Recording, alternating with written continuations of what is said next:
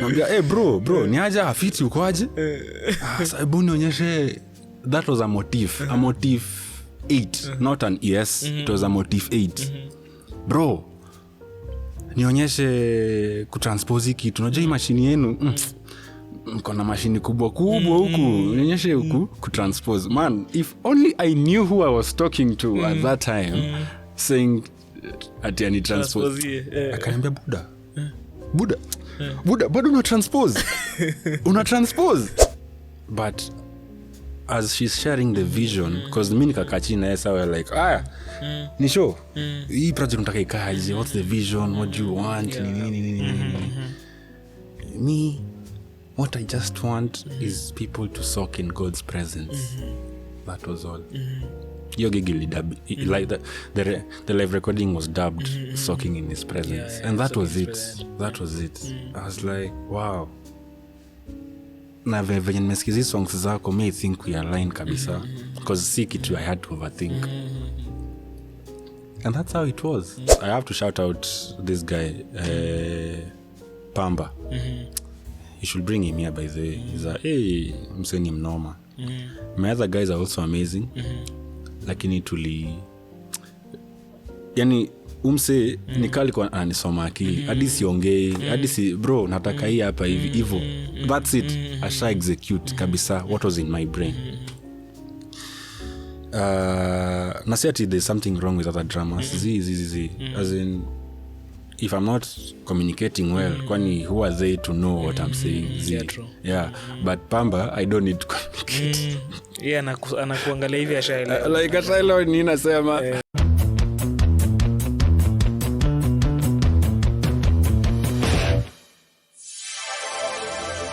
Watumishi podcast. Ladies and gentlemen, welcome to Watumishi podcast, the home of inspirational conversations. And as you all know, I'm your host. You can call me Garvillo. Music is my name. Our episode is sponsored by Sauti Gang Studios, located in Karen Village along Gong Road, where we are able to sit down with the different personas just to be able to understand their journeys, how they came about, and how they were able to just establish their names in the different niches across the music scene. So also, Watumishi podcast is present in social media handles, that is on our YouTube, Spotify, Instagram and TikTok as Watumishi podcast, so you can be able to follow up and be able to get the insights of the different conversations that we have on the pod and the different concerts or the different involvements we have within the different platforms that we have within. So for today's episodes, we have none other who is a music director, music arranger, is a musician, is a professional pianist. Ladies and gentlemen, give it up for the one and only Bloodworth, welcome to the pod. Asante sana. Thank you. Good to see you. Good to see you too. It's been a long time coming. Maze. We are finally here. Oh, amazing. Yeah. Even before we start the journey, I just want us to start from the name Bloodworth. Such a unique name. Usikisikia kila mahali. Hiyo nimesikia na mtu mwingine tu mmoja. Na nikiangalia kama movies ndio nitaziona. The name is it's a missionary name. My dad was I'm a pastor's child, so PK. During his time during the period when I was being born, he was working with a missionary by the name Gordon Bloodworth. So hii time yote when kazaliwa ikakuwa akasema tu I will be so honored ukine mtoto wako my surname. So and that's how it came to be. Yeah. Also impasa tukituma tunapata Bloodworth. Okay, awesome. Kwanza ni utaiona. Awesome. So we just want to break it down from your birth all the way to where you established your name as a professional pianist. Maybe you can just start from birth. Ulizaliwa wapi? Umegrow wapi? Mi ni mtoto wa Nairobi. I was born in Pumwani. That was back in, I'm not afraid to say my age, that was 97. Yeah. So that means I'm 28, if I'm not wrong. My dad and my mom were working in Nairobi at that time. So they got married and I was born. Yeah, in Pumwani. Mimi ni mtoto wa Pumwani, tukastay Seti hapo Riruta. Tukavuka hapa. Mimi hizo nakumbuka Seti, so hiyo ndio nakumbuka. Okay. Ukachupia wapi? So while in satellite, I went to Riruta. Sijui kana naikumbuka. Riruta Satellite Academy, somewhere there. Hiyo ndio shule nilishia for like baby class hadi pre-unit. Siku hizi mapipi 1 pipi 2 bro, hizo zinanipiga chenga. So mi ni era ya baby class, nursery, pre-unit. That was in Riruta. Then class 1 nikaanzia LD. Since my dad was transferred to Eldoret back in 2003. Yes, that was me in class 1. Nikapiga class 1 shule inaitwa, it was a government school called Soliat. As it sounds. Soliat Primary School. Iko pale Ainabkoi constituency. Yes, kama kuna msasha iona anaijua ni nini unaweza itambua. That was class 1 till class 1, class 2, class 3-ish. Then I went to another academy over there called Pioneer Elite Academy till class 4. Then class 4 nikaenda sasa Metropolitan LD, CBD sasa. Where I studied, zilikuwa tu academy tu. Hadi kuna moja sikumbuki, but nakumbuka class 5. Ya class 5 ilikuwa inaitwa Golden Gateway Academy up until standard 6. Me being a child of a missionary, we moved a lot. So class 6, we moved back to Nairobi. So the same people who sent us to LD are the same people who sent us back to Nairobi 2008. That was me in class 6. And then so they had a school. It was an orphanage. So me being the child of one of the staff there, I also benefited from the education there. While it was an orphanage, they also walikubali watoto wengine wakuje. So it was both an orphanage and also just a normal school. So the children who came from outside walikuwa naitwa boarders, while wenye walikuwa ndani now being sponsored by the school or by the Americans walikuwa naitwa like scholars. Scholars. So there was that already there was that division going on. So I stayed there till standard 7. For some weird reason mzae na umse walitokana, so tukaishia nje, tukastay Dago. That was in standard class 7. Shule fulani inaitwa Bishwa. It's still there. Bishwa pale Wanyeklos. Yeah, it's a private school. Hapo ndo nikafanyia class 8. Yeah. And then from 1 till from 4 I went back to the same school. Pale penye ilikuwa inaitwa Life Spring Christian Academy. So wenye mnajua mahali NHC iko, the housing thing, pale the Langata housing, National Housing NHC, sijui na stand for what. Literally opposite there's a Mahame buildings ziko hapo. That used to be a school. It's still a school, but say it's not as vibrant as it used to be. Ilikuwa inaitwa Life Spring Christian Academy. That's why I finished my form 4. Yeah, back in 2014. Yes. After that, campus came. I went back to LD where my parents were. So form 2, my parents were sent back to Kitale. Not back, they were now sent to Kitale. But now this time, mimi mtoimbigi, I remained in school since now I could just become a boarding student. Yeah. So, but now my siblings, I'm a firstborn of 3 children. I'm the first one. So hawa kaenda na mzazi. Mimi nikabaki solo. So in Kitale, they parted ways again. So, but mimi nikabaki shule. So nikamaliza tu shule yangu hapo. So by the time on a part ways, they got another they got another property just in LD in Kapseret, ile constituency anyway. So I went back to LD after Form 4. I stayed with them for like 2 weeks. No, not 2 weeks. Actually 2 weeks, because after that now I started, I think I'm going my naenda mbele yangu sana. I was nili-enroll JQuat ya hapo LD sasa. Pale hapo September nikafanya BCom.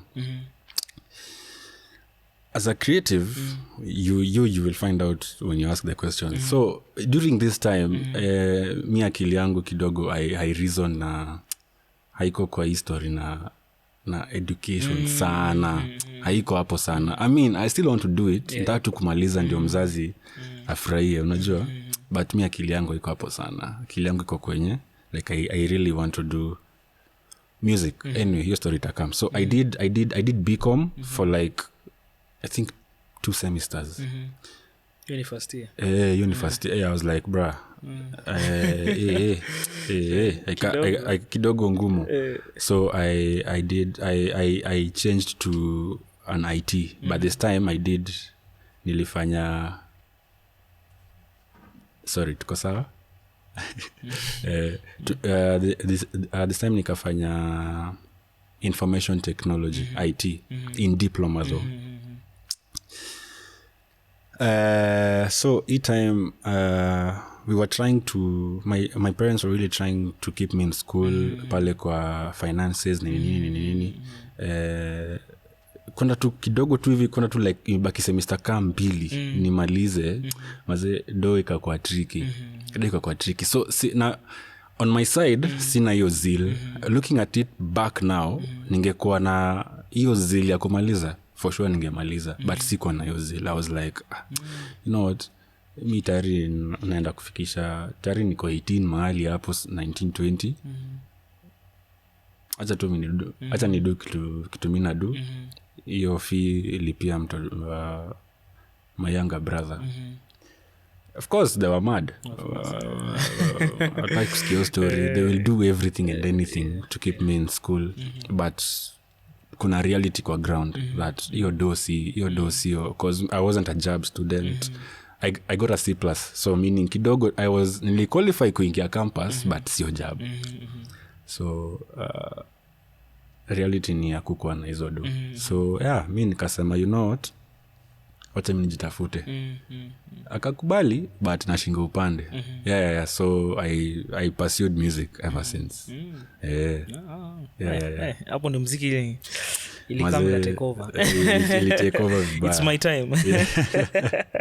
Maze. Okay. Across your family, is there anyone who is into music? For sure. For sure. My dad is yani ukiwa pasi back in like 20 years ago, hata sahi tu, but sahi sijaona sana. When you're a pastor, inamaanisha, when you're church planting, inamaanisha ukwe musician by force. Like lazima ukwe musician, because when you're starting a church, lazima wewe utaimbisha, wewe kama kuna keys, jua kuko na keys hiyo day. Lazima ujue na ukwe na some basics ya keys. Yeah, so yeah, my dad used to sing and play keys. That is in Nairobi. My mom used to sing. Apparently she played guitar as well. But alisahau, of course. Alisahau. But I would really like to see her play guitar one day, because niko sure nikimpatia guitar, kuna kitu atapiga. Awesome. Yeah. Maybe during that time, which music, if you could remember, maybe which type of music did you grow up listening to? Hapo kwa to home.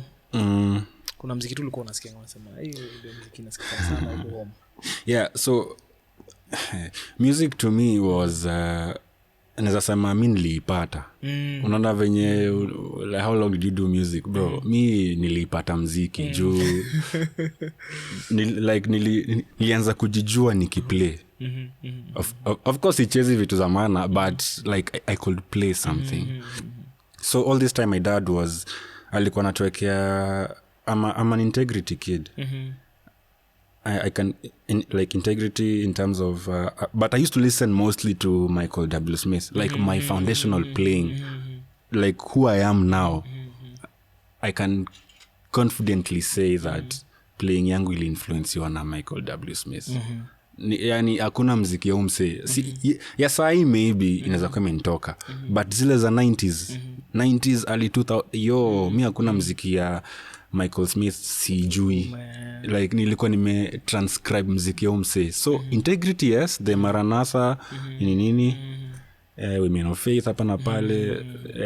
Also it didn't help that mzai wangu alikuwa na missionary, so most of my upbringing was kind of American. So mziki yao yote nilikuwa nasikiza, food yao yote nilikuwa na dishi. Yeah, so integrity. So at what stage in your study period, is there a stage that you realize there's clarity in terms of you doing the music now? That was me in class 2. Mi kasi mzazi kunipiga viboko, I don't think ningesoma. Truthfully, because I knew I wanted to do music from a very young age. That was in 2004, 7 years old, class 2. Ndio we were in LD. So hapo ndio nikaanza kujua, okay, so kuna kitu inaitwa keys, and I want to do it. I want to play how Michael Smith plays. I want to play the grand, like leave alone the keys, like ndakuchezea grand kabisa. Sorry, what's the question again? At what point clarity came about? Clarity. Standard 2, 2004, 7 years old. Yes. Hapo ndo nilijua I want to do this thing for a long time. Naweza kuwa a computer scientist, naweza kuwa doki, naweza kuwa lawyer. But for me hiyo sio muziki, sio ya pili. Muziki ndio ya kwanza, ndio nikuwe doctor. That was it for me. How many instruments do you play? I play keys, and the rest I can play the rest to save my life. You know, like mtu akuja hapa na guns acha sema yo hold down a groove. I can save my life. But pale kwa wind instruments kidogo ndio nilichorea. Hapo I was like, I'm not doing that, because at that time when I was learning these instruments, nilikuwa na issues na respiratory. Nilikuwa na respiratory issues, so I couldn't hold a breath for so long. So but everything that's not wind, I have a slight idea. You want to have a slight idea tunazoa instruments sahi. No. On a very serious note, I have a very basic idea. Fungulia guitar hapo. To see slight ideas. Oh man. Wow. And according to your sentiments, having grown from, I think class A uko ni mbali, it means so many years into music. Yeah. And to your verdict, do you think music affects your brain development and learning in general? According to you, how you grew up, do you think music has literally contributed much to how maybe you came up, how your reasoning point? Yes. As much as cliche as it sounds, music iko na discipline fulani. Lazima I developed discipline, musical discipline, not the normal discipline. Hiyo nilipigwa sana. I developed musical discipline as a child. Like, najua for me to sound good, I need to put in the work. Kabisa. So I think that contributed to also my resilience.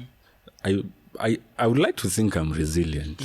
Pale kwa excellence pia, because music needs excellence. So I think my whole personality, my whole character revolves around the virtues of being a musician. All the necessary skills you need to be a musician. So I think it may contribute a lot. In your growth to mastery, I believe there are critical points that you've learned that even maybe a viewer who is watching that needs to know that for you to be able to master any instrument or any musical instrument, these are the few things that you need to know. Maybe from your journey, what are those things that you can point out and say these are the critical points that this person needs to know? zenye kila mtu atakwambia discipline practice but mimi I think yenye apart from all those zenye we all know, one thing people don't talk about enough is patience. Being patient with yourself. Being patient with yourself, there's a very thin line, or rather blurry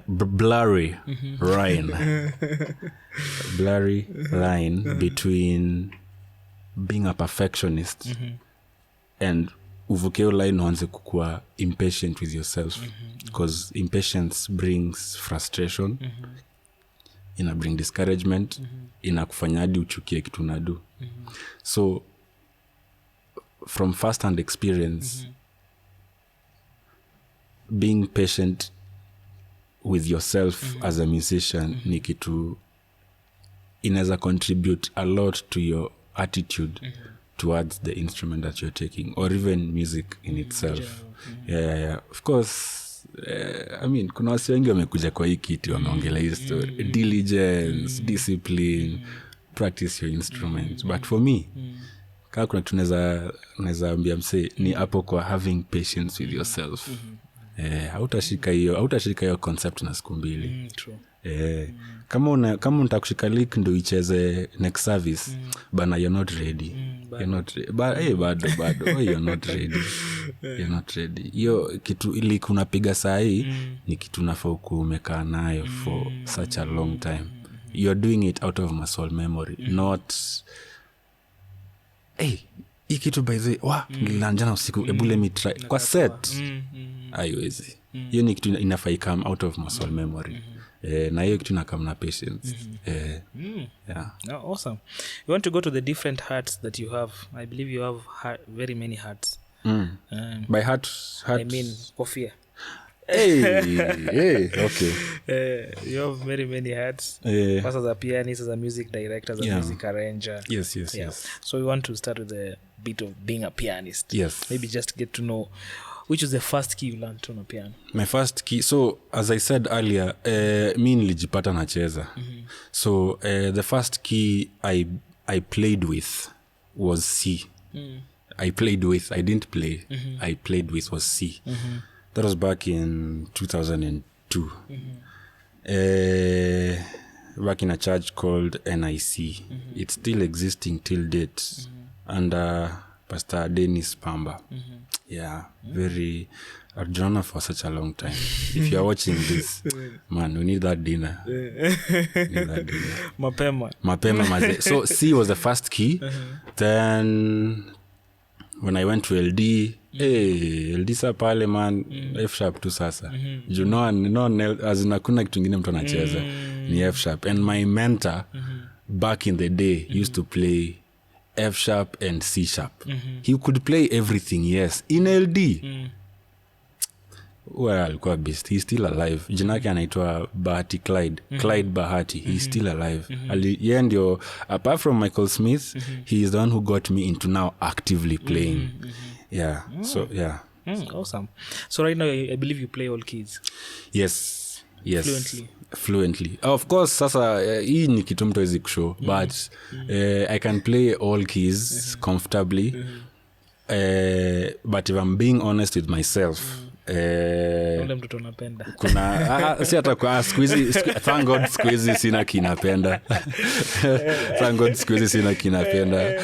But if I was to start like if I was just to play, if I had a favorite key, it would be E and B. But thank God squeezy sina a favorite key.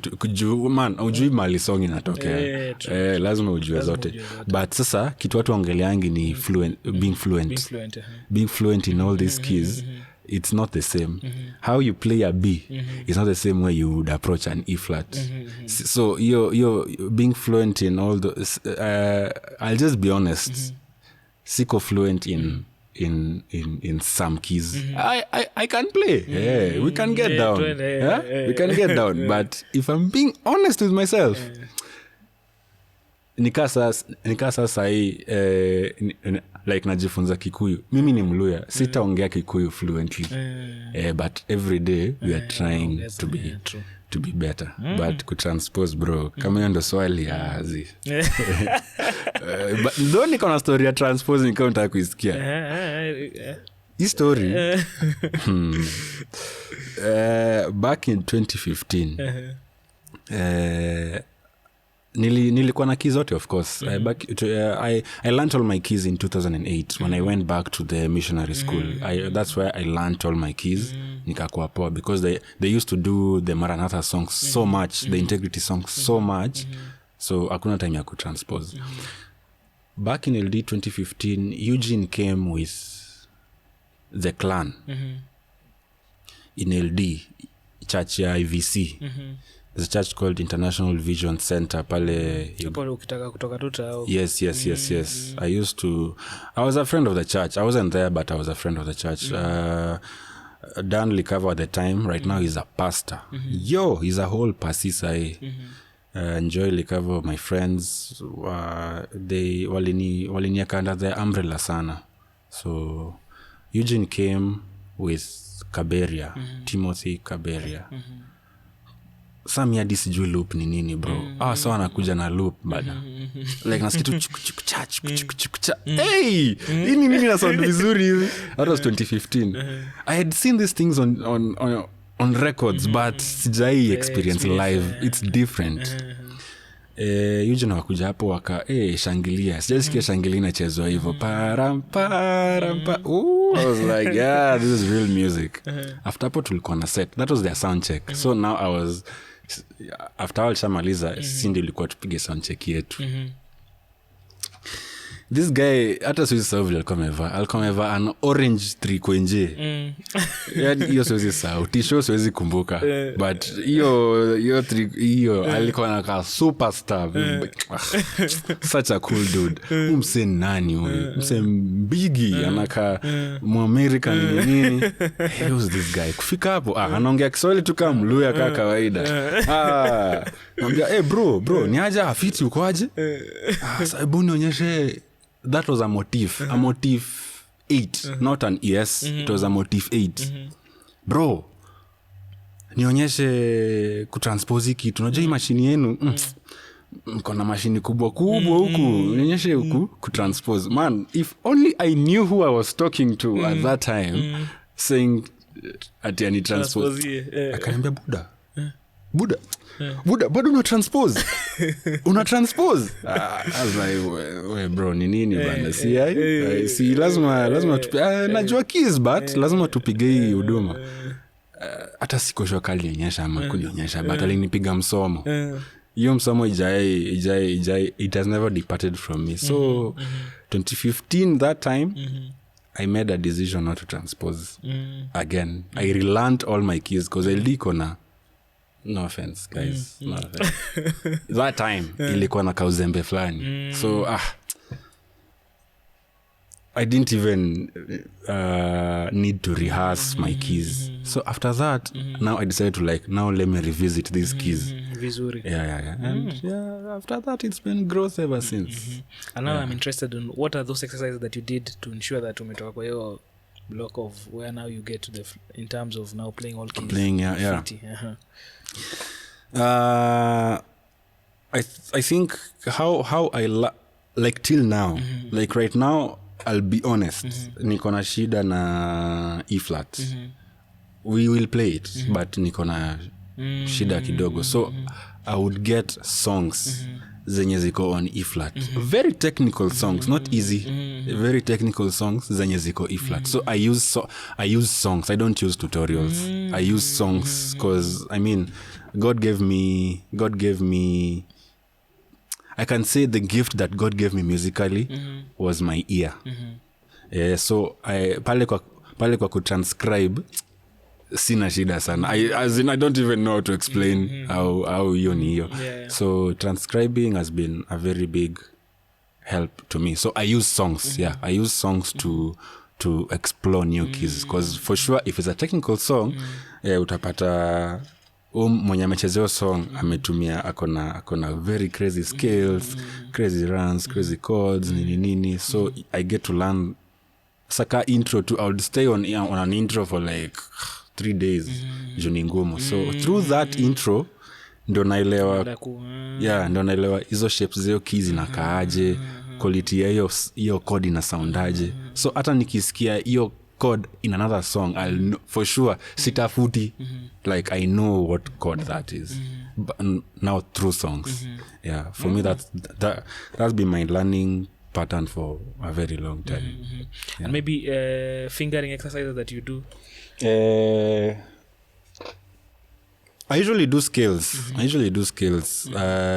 When during my downtime. Siwezi kucheat ati I've been doing 8 hours a day.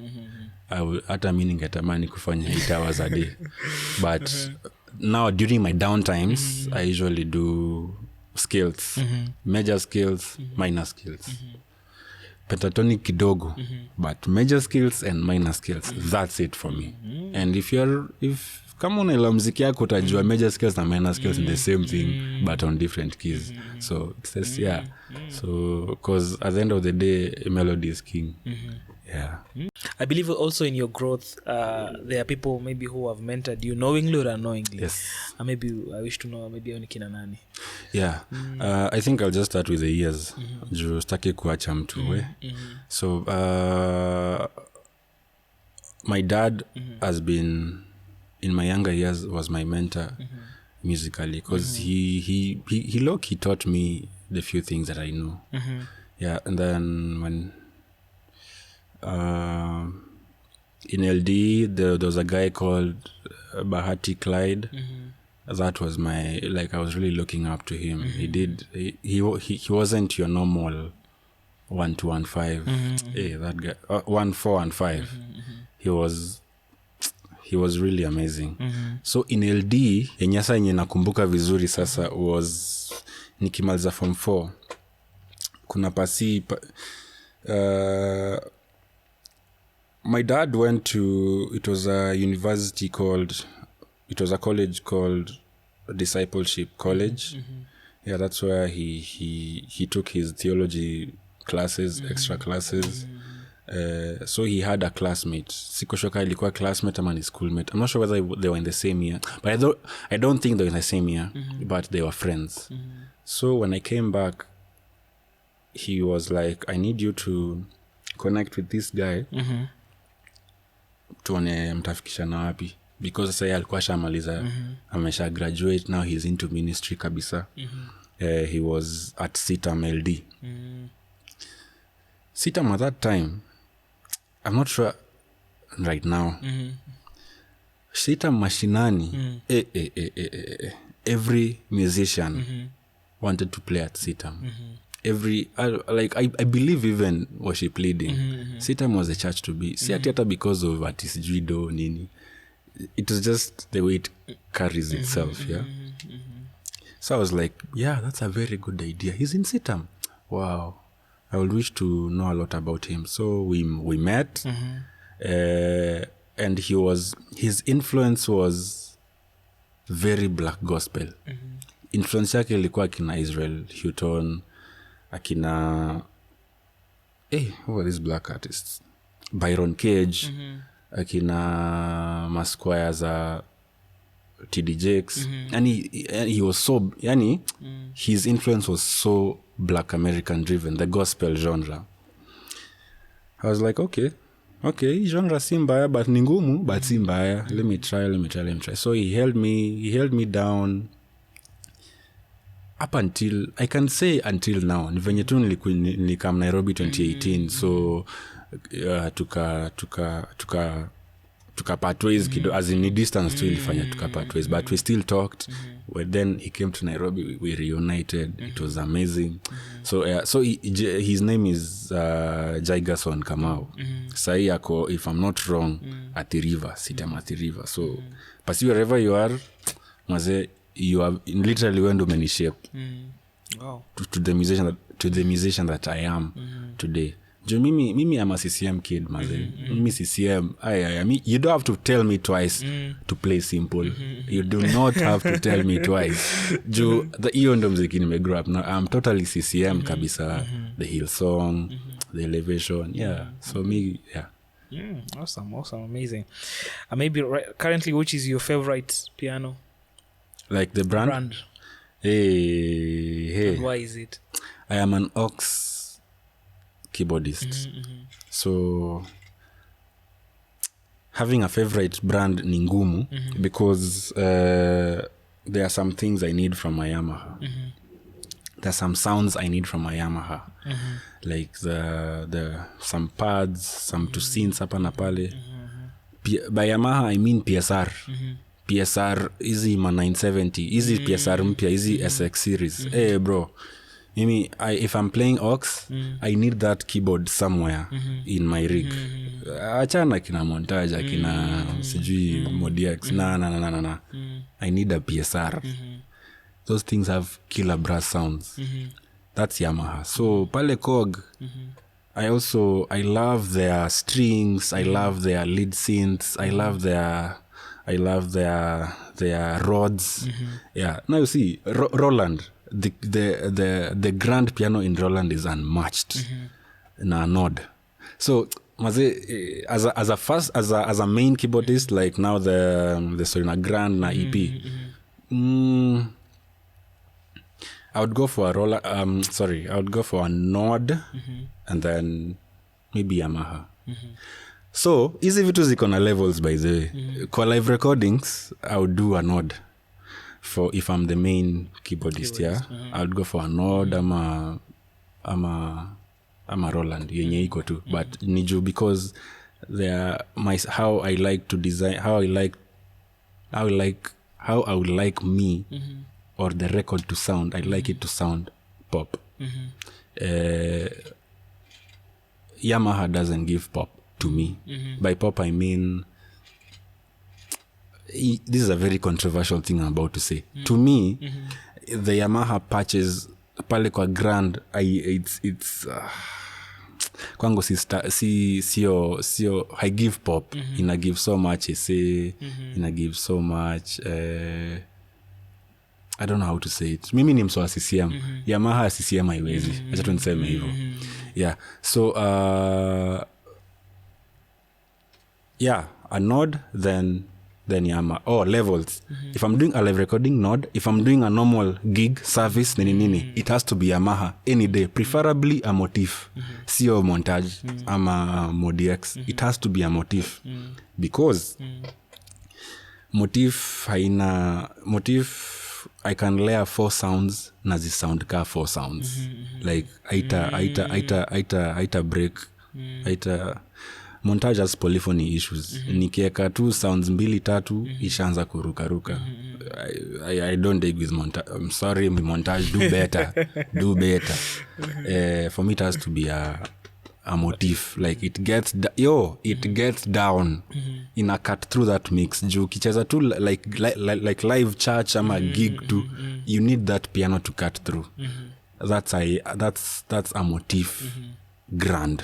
Specifically a motif. Sio montage. Yeah.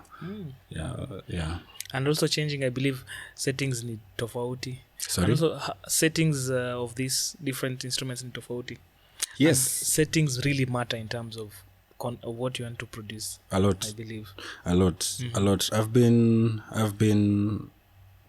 trying to, not I've been trying, this year ikianza nili make a decision to, I would like to start taking my producing career a bit seriously, like nianze poa. So now when I get into this world, wacha nisicomplicate. That tone is very important. So siwezi taka I would want to tweak my sounds a bit, my grands a bit. So yeah, hizo settings they do matter a lot. Yeah, they have to be unique. As an auxiliary pianist, as an auxiliary keyboardist, yeah, you have to make sure that your tones are very unique. Yeah, you ofai kulala pale kwa. So there's something that we have been discussing with Eugene lately. As an aux pianist, it's not what you play. It's not the technical bit of playing. No, it's it's the tone you use. So it's not what you play, it's how you play.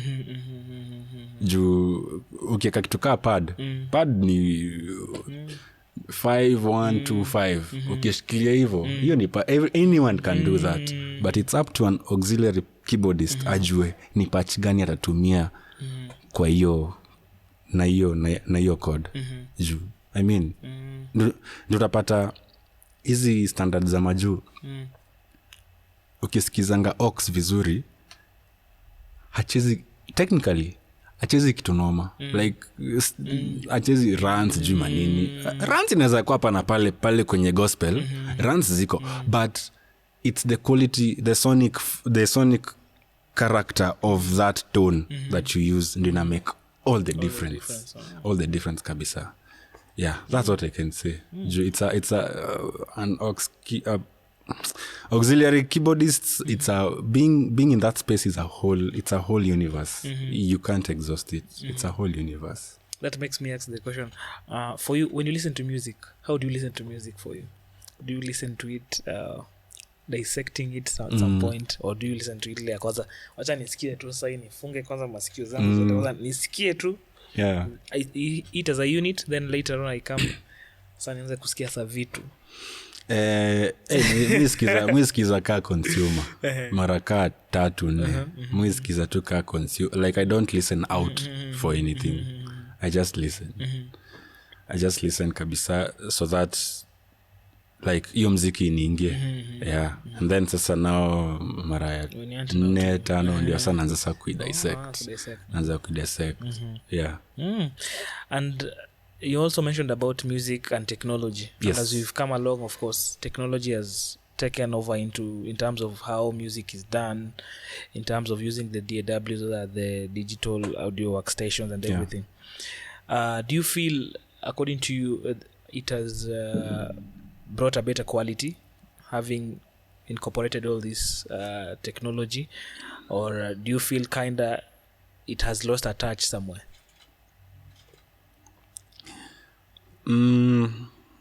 Tech and music. I believe it's how you make it. You can lose it, you can make it better. How can you lose it? You can lose it in terms of if you depend so much on because squeeze kuna stems. Stems ina do job mingi sana. Yani ime replace kila mtu. Inaweza replace kila mtu. True. But if that's how you want to use it, then for sure you will lose the discipline to rehearse for parts, because the important parts ni stem inadu. Wewe uko tu hapo as a keys player, wewe tu uko tu hapo unajaza tu unacheza tu hapo. How can it make it better for me? I feel like if you know how to use that technology, inaweza elevate sana how you sound. How? Because kuna song kama Israel. Song inaitwa In Jesus Name. Let's say there's that intro part, the bell tan tan tan tan tan tan tan. Like let's say for some weird reason hauna hiyo, because that's a Roland D50ish, sikumbuki vizuri, it's a D50. That bell ni a Roland, hiyo si ya Yamaha, it's a Roland bell. So let's say hauna hiyo, yeah, you can still emulate the exact sonic character ya hiyo song through the stems. For me, so when you maintain that exact tone, for me that kwangu ina elevate hiyo mziki sana. Ina make ina sound more like the original even. Number 2, unajaza mziki. Kuna vitu siwezi, hata mkiwa keyboardists wawili kuna song yezi tokea hivyo. Yezi hata mkiwa wawili hata watatu kidogo iwezi tokea exact if that's the goal iwezi tokea exactly hivyo. So you need the extra horns, you need the extra string section and nini. So yeah, I think it's how you make it. It can ruin you or it can elevate you. Yeah. Sorry, one thing I usually do, I get stems. If I want to be so accurate, I get stems and I rehearse. Kama hizo stems ziko accessible, that is, I rehearse as an ox, na rehearse na hiyo with that, na mute kila kitu, nasikiza tu hiyo part ya ox and I rehearse najaribu kutafuta hiyo tone kidogo kaina za karibia na rehearse nayo, napata kila kitu so detailed. Details zikuwa lost in music as a whole, like hiyo record yote, so it's so details inaweza kuwa lost. But sasa niki solo peke yake mute zinayo, so naipata vizuri. So na kwa even more how do I say it, more intentional with it, more accurate with it kabisa. Yeah. Amazing. Maybe what are those DAWs that you use? DAWs. Yeah. For me DAW iko na story zake. Back in 2021 so hiyo COVID imeshika, ulikuwa nadhani nikaa dunia inaisha, like everything. But now in this other sector pale kwa tech na mziki, people are finding other ways to do it. Yeah. So at that time I volunteered myself. I made it my mission to learn about Ableton. So I use Ableton and Logic. But sasa hiyo story ya Ableton, before 2020 mi hadi sikuwa najua. I knew of it, but I didn't know how to use it. 2021 I volunteered in ICC Nairobi. They were doing Nairobi West. They were doing services. They were doing online services, so they were recording on Wednesday kama na Pasi Wambua, kama na Spill Your Secrets, I'm sorry. They were doing Wednesday pre-dubs and then in air out on Sundays. So people thought I was in ICC. Yeah, just because in air Sunday. So during this time I worked out a lot of my Ableton skills zinanisaidia sai through ICC, because that meant sina keys too. So that means I had to, now zile songs hazina stems, I used to do it myself. I used to do it like nabaki church, kila mtu ameenda, or nakuja mapema, either of the two. I play those parts by myself, nazirecord na nazika kwa stems and then tuna play. Like that's how I grew in my Ableton skills kabisa. Like hapo ndo nikajua kuran tracks, kucreate sample hapa na pale nini loop, as in hapo ndo nilijua kila kitu. So I have a lot to thank ICC Nairobi, because kasi your season at that time. Sidhani kaa sahi ningekuwa where I am with Ableton kabisa. Yeah. And maybe do those DAWs, do they take a different turn in terms of a live recording and in terms of a service? Because I believe those are two different structures. Oh yeah, do you change preferability depending on the stages? Let me answer it like this. So during if kama niko service or anything that is stage, be it a live recording or a service, for sure I'll use Ableton, for sure. But when I'm creating those stems, when I'm trying to be creative, when I'm recording something, for sure I'll use Logic. I'll use Logic because workflow yake ni rahisi to me to create. But pale stage Logic kidogo ni tricky. So Ableton ilitapio space sana na ikakimbia nayo, so it's way easier to run using, yeah. Awesome. Now to the different heart of a music director. Yes.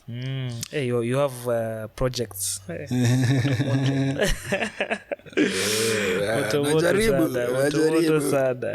Najaribu sana man. Kuna moja imekuwa nisiposikia siku ikisha nasikia sijasikia imbo kwa nini. Imbo gani hiyo kaka? Nizamishe. Au nizamishe. Man, don't we all. Hata mimi so hata mimi kidogo siku lazima nisikize hata some minutes tu kama si the whole thing hata mimi lazima nisikize. You're doing amazing job kabisa. Nashukuru God bro. Upewe maua yako kama bado tunakuona hapa. I appreciate so much. I appreciate. So you want to get into that and maybe just know which year maybe did you grow into music direction?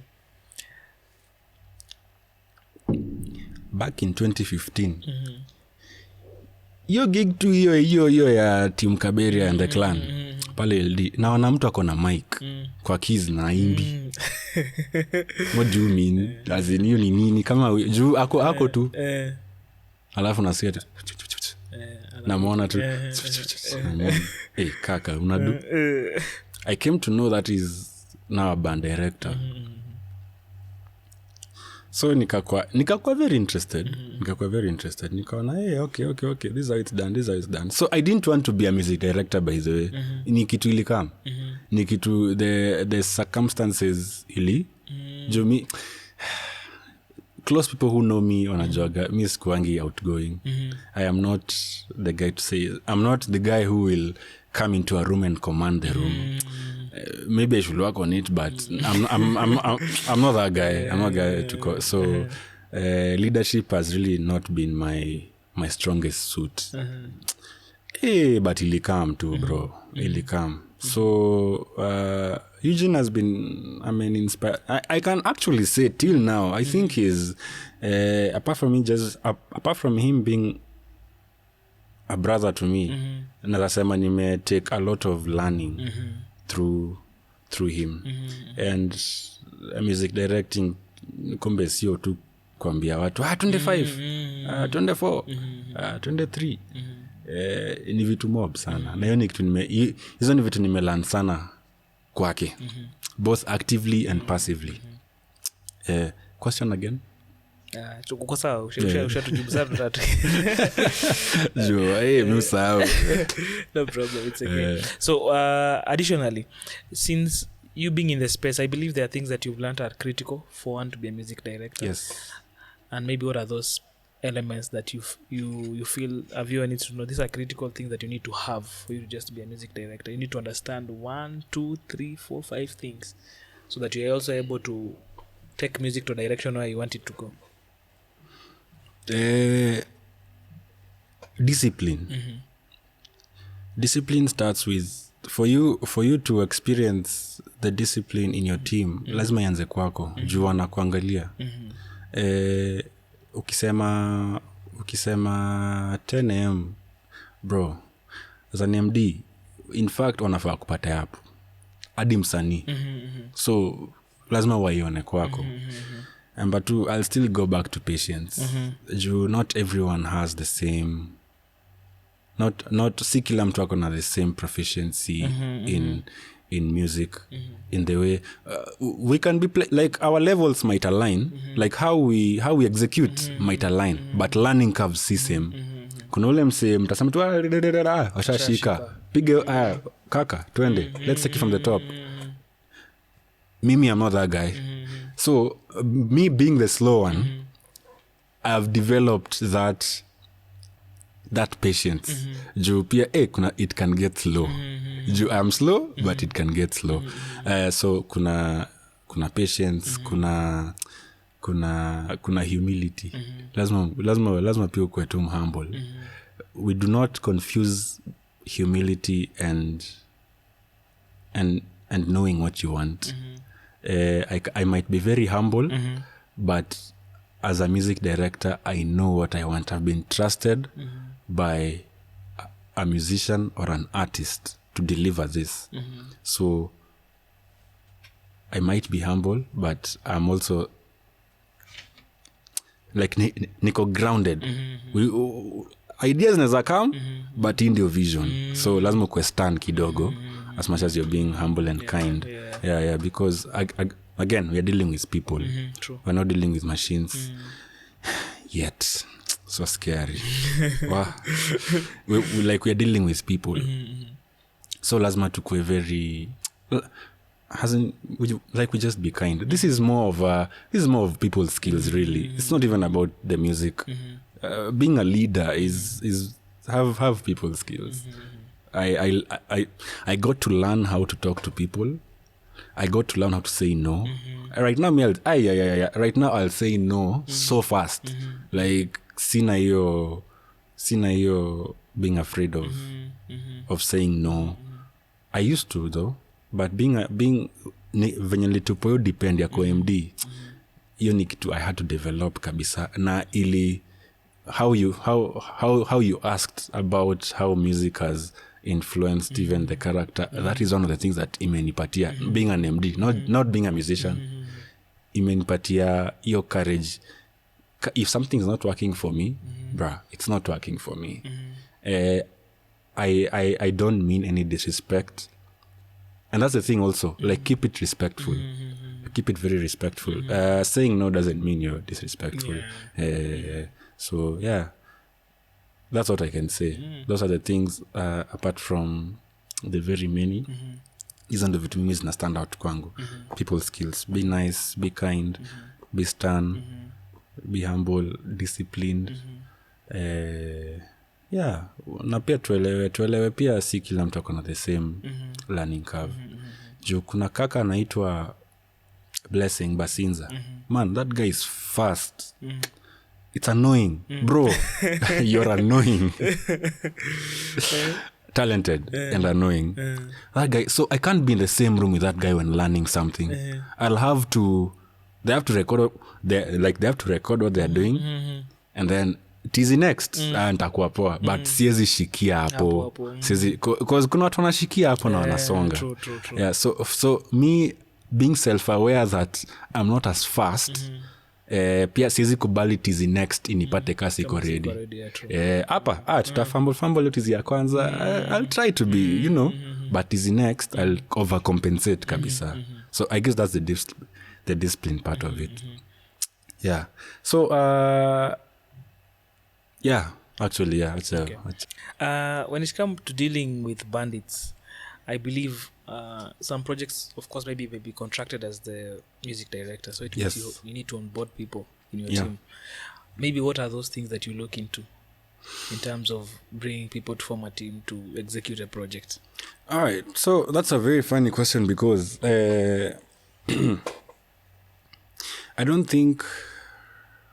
acha nikuanzishe nyuma kidogo. I don't think people have heard my sound. I think Nizamisha was my first sound out because that's the project like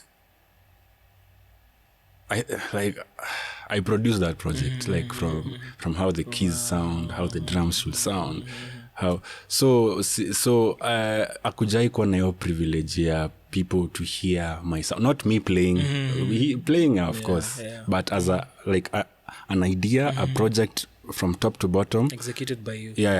This was the first one so I could say this was my first time having that MD, that heart ya kuchagua wase so I could say that started from this year from a project but to answer your question, which was what did you look into? What do I look if I was to look for qualities in my team in my band team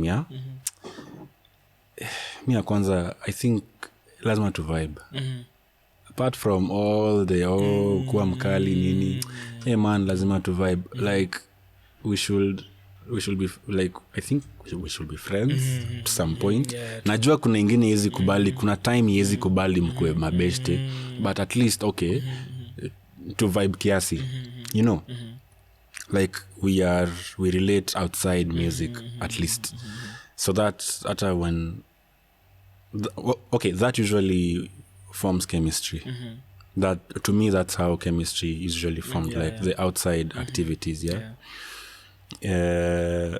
Number 2, as much as I might be not as fast as I would like, I like fast musicians. If I'm the MD, I like fast, because musa waraka. Like hiyo idea kikam, I know nowadays kuna simu na like simu za kurecord ideas ni nini, but hiyo idea inachaga kuwa poa in a matter of seconds. So nikisikia for example, let's say I wanted the guitarist to do a line na asifanye poa, kwa kichwa yangu haita sound poa anymore. So I'll discard that idea iende huko kabisa. But if someone is fast na ipate on the spot, hiyo idea inasonga nayo kabisa. So yeah, Jumi already nishakuwa in my place, in my secret place, nisha form everything, so I needed to play it like this. So nikisikia I sound poa, I discard, then one I discard, and then nikidiscard napata man, hii idea ilikuwa fiti, sasa mbona niliichuja? Kumbe ni musician. So I need a fast, I need fast people. People can execute. Execution. Alafu sapa mi hapa sana ni dramas. Basis naga, my favorite, I think in my other in another universe I would be a drummer, because I love drums. I love drums. Anyway, so nakwanga na shida na drummers because pale ku execute. Man, as a drummer, for me you have to execute. As a drummer, siezi compromise na bassist and your life, drum and your life, by the way. Yeah, drum and your life, bassist and your life. I also like that combination ya bass na drama. So I like both, by the way. True. Is now kama nyinyi hamna chemistry, man, ni tricky. But sasa shida na ku execute inakwanga na dramas for me. That's why I usually nearly feel poor sana that I have to shout out this guy, Pamba. You should bring him here, by the way. He's a, I'm saying him normal. My other guys are also amazing. Lakini yani umse nikali kwa anisoma akili. Hadi siongei, hadi si bro nataka hii hapa hivi hivyo. That's it. Asha execute kabisa what was in my brain. Nasiati there's something wrong with other dramas. As in, if I'm not communicating well, kwani who are they to know what I'm saying? But Pamba, I don't need to communicate. Anakuangalia hivi ashaelewa. Like ashaelewa nini nasema. So so yes, so just vibing, execution, not speed. I think the right thing was execution. And then just be nice. Just be nice. Maybe we just want you to take us to a journey through how you came into the scene, into the Joanne project. From the first point of contact. From first point of contact. Yes. Mimi nimekaa tu nyumbani. Nimekaa home. I'm thinking about my life. You know, like what are we doing next with this life? As a creative, maisha ni ngumu. Creative unajifikirianga, unajidoubt, unajiashua, unajitusi, unajiomba msamaha zote, yani you are, I was doing one of those. So Maureen calls me, Maureen Favor. Hey Maureen. She calls me. She's like, there's this project. I'm like, Maureen. Mimi staki project sahi. Like I do not want any project. Mimi, I am in my sabbatical era. I'm in my sabbatical. Leave me alone. Hakuniwacha.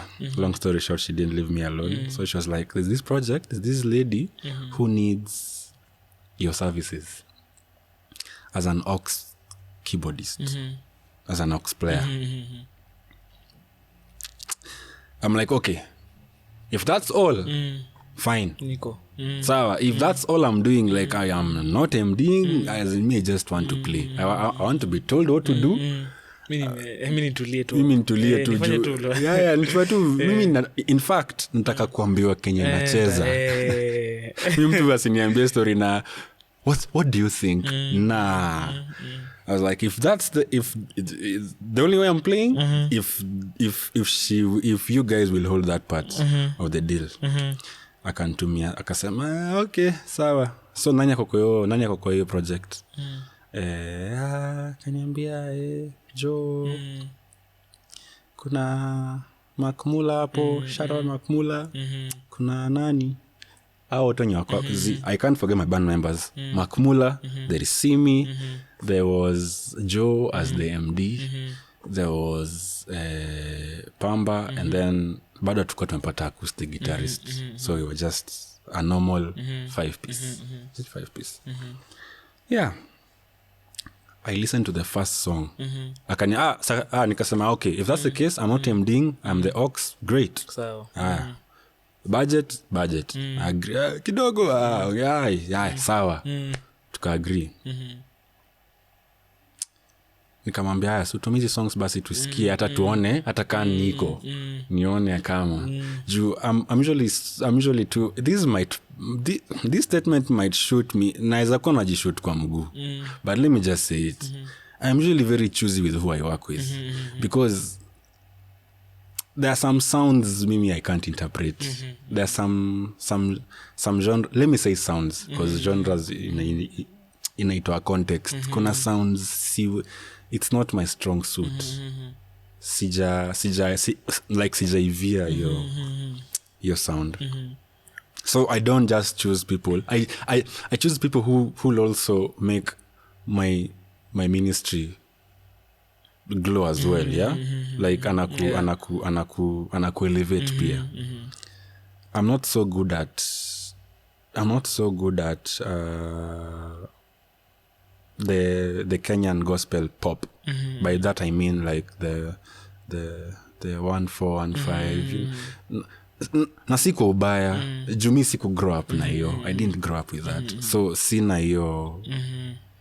So me, I thrive in the Western music, be it CCM or even the gospel genre. I thrive in those. And if I get Sani who taps into that, nasikianga vizuri sana. But now you have to also accommodate everyone else. Yeah, anyway, so nikasikiza song ya kwanza bro. Wow. Nikasema okay. So sawa, hii song tacheza main. Sawa, hii song peke yake. Hii song. Hii uniachie. Hii niachie ni huyo. As in, that song that song bado ja release, so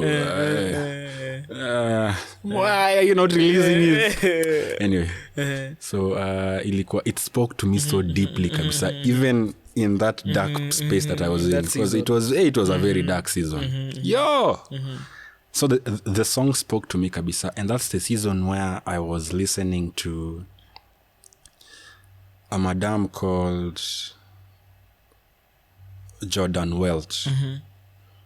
She's been there for a while, but one of her albums wenye alifanya juzi ndio, in my opinion, ndio ilim amplify in the industry space kabisa, like globally.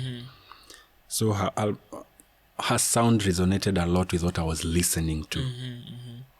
I was like, I'll do this song, like from top to bottom. Give me that song and I'll do it.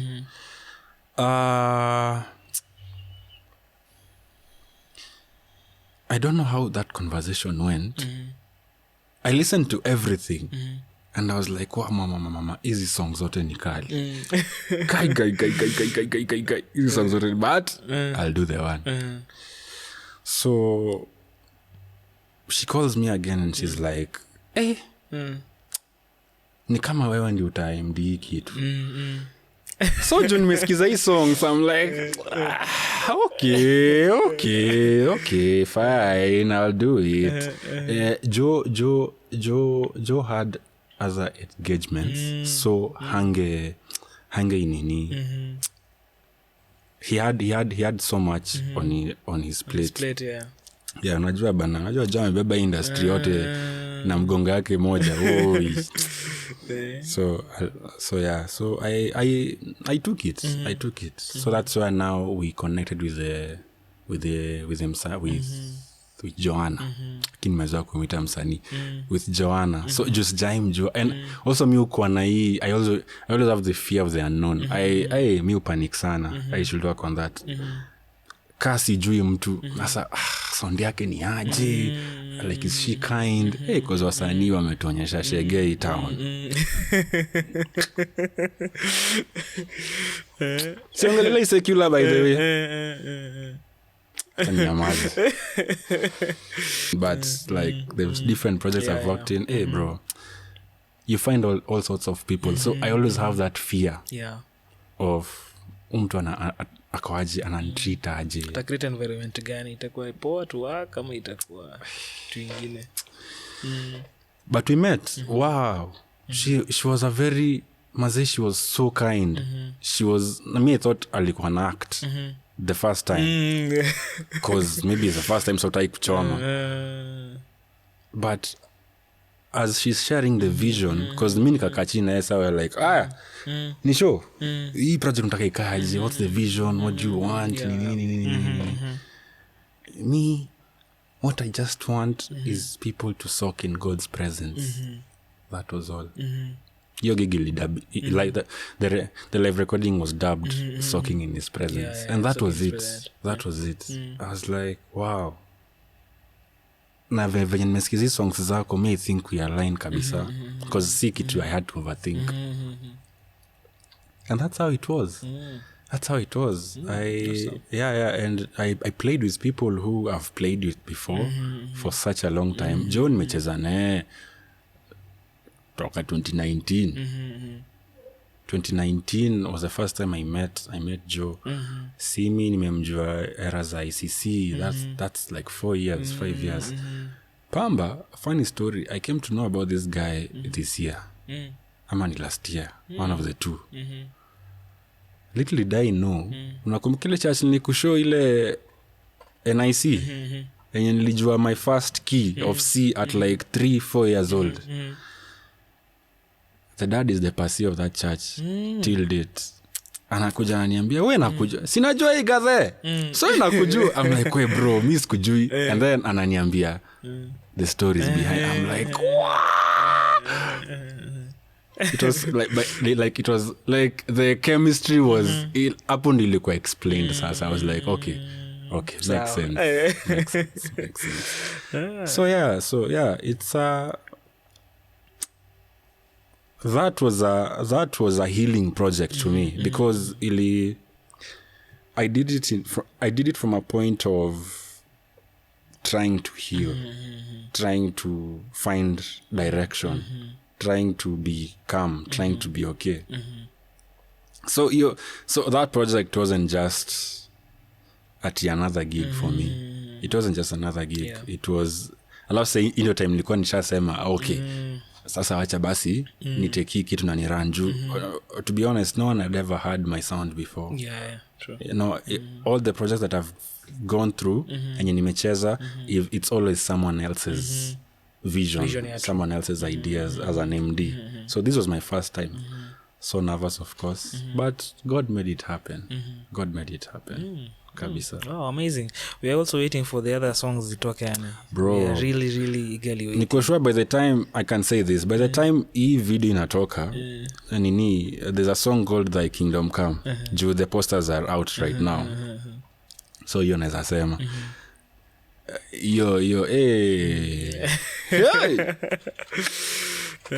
Amazing.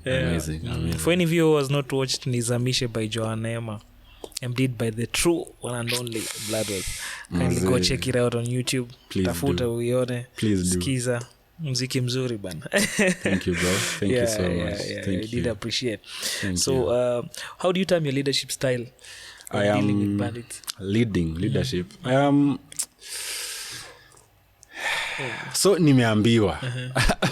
Me, I would like to think I am kind. Not soft, I am kind. But nimekuja kuambiwa that I am very strict, I am very stern, I am very no nonsense. No, I don't view myself as that. Let me say, hizo zote zenye nimeambiwa, they all revolve around excellence and execution. Manze, if you're not executing it for me, tricky. Tizi ya kwanza, ya pili, ya tatu, bado I am on the same thing. Tutakosana. Haiwezi. So, but I'll always emphasize excellence over anything. Excellence and execution. Yeah. How do you maybe balance the musical ideas that you get from your bandits? Because maybe sometimes, like for example, this project, ukiona the people you are dealing with pia ni heavyweights in their own different niches in terms of what they do in the different instruments. How do you ensure there's a balance? Because now you're like the person who understands what I want to deliver.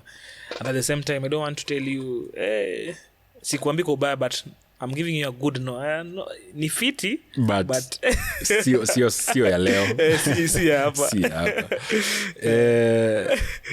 I've gotten, again, I'll go back to Joanna's live recording because, again, Joe ni baba. Hata akatae. Umse ni baba wa industry. So getting to MD Joe, that was a very humbling experience. Because when I came to Nairobi, Limkuta, hao ndio walikuwa wanasababisha hii town. Kabisa. Like adi namuulizia ideas. Like, bro, how do I become better? I still ask till date. Like, he's still that guy to me. Si ati juu niliemdi sasa. No. So how I approach that, good thing, that means he understands discipline. I'm just talking of Joe because he's the person who I've worked with in that capacity. He understands discipline, he understands execution, like to go on the same frequency. Just as you have said, people who have gone ahead of me, tayari wako na hizi vitu. So how I approach that, if let's say he had an idea that kidogo sioni in my mind iki work out, juu idea konayo ni noma, like ni noma kabisa, but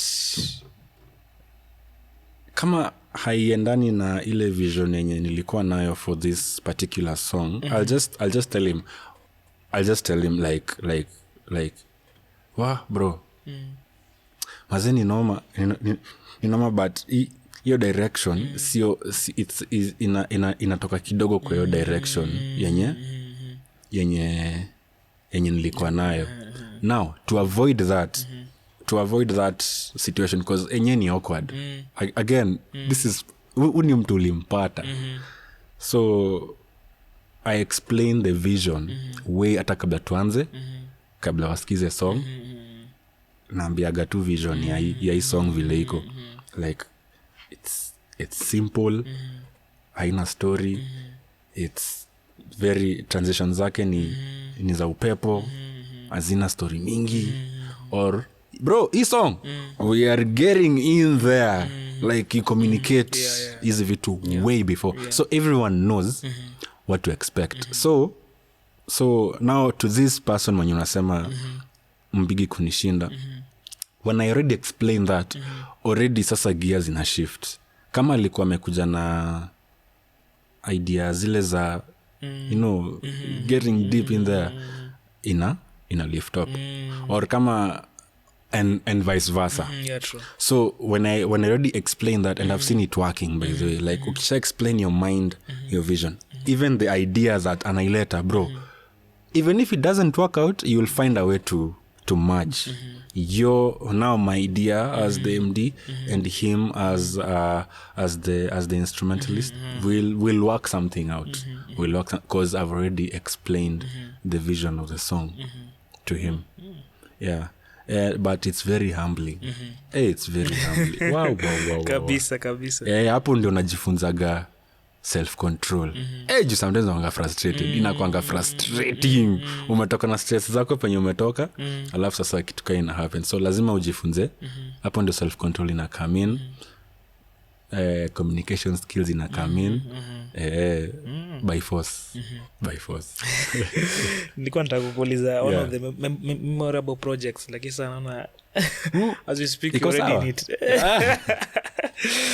Ama kuna other memorable project that you really to date kumbuka hivi nasema wow. For sure. One of my most memorable projects was, of course, my in story. Tukonda kangapi? Tuko na masaa. In story. So I transitioned. So when I told my dad sasa pale kwenye education hata nijitafute, I came to Nairobi. That was 2018 September. 2018 nikakuja Nairobi. I didn't know where I was going. I didn't know what my future would look like, but mimi nilikuwa najua like I want to go explore and pursue music. Nione mali itanipeleka. I have the skill. I thought so. I have what it takes to be a musician in Nairobi. Because maze nimewatch Groove Awards, bro. Hi!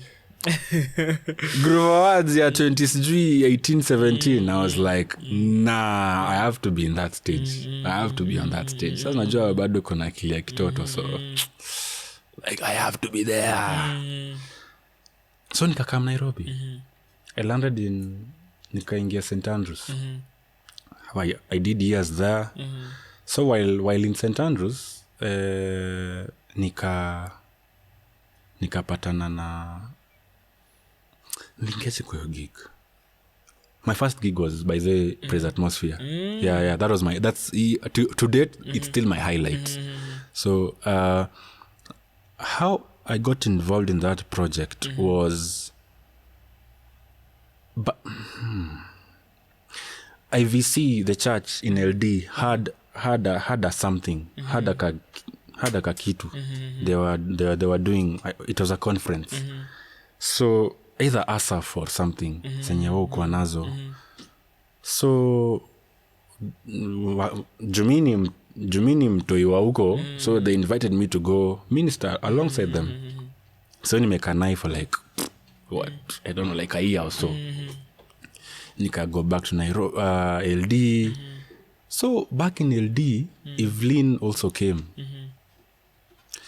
Evelyn also came to that conference as well.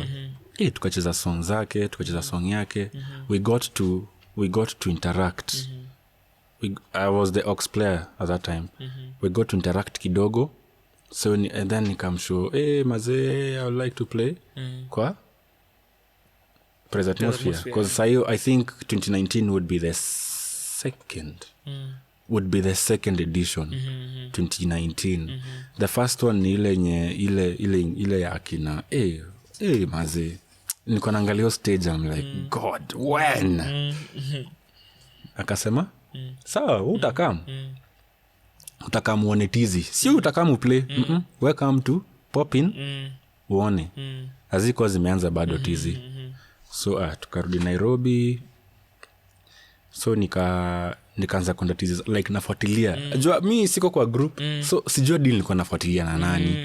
But kuna mtu nilikuwa nazifuatilia, like kuna like hizi tizi ziko wapi, nini time ngapi. Naishia kuishia nakaa bro, watu wanapiga muziki town. I think what we see on stage is already the finished product, but I usually value and cherish the creating process.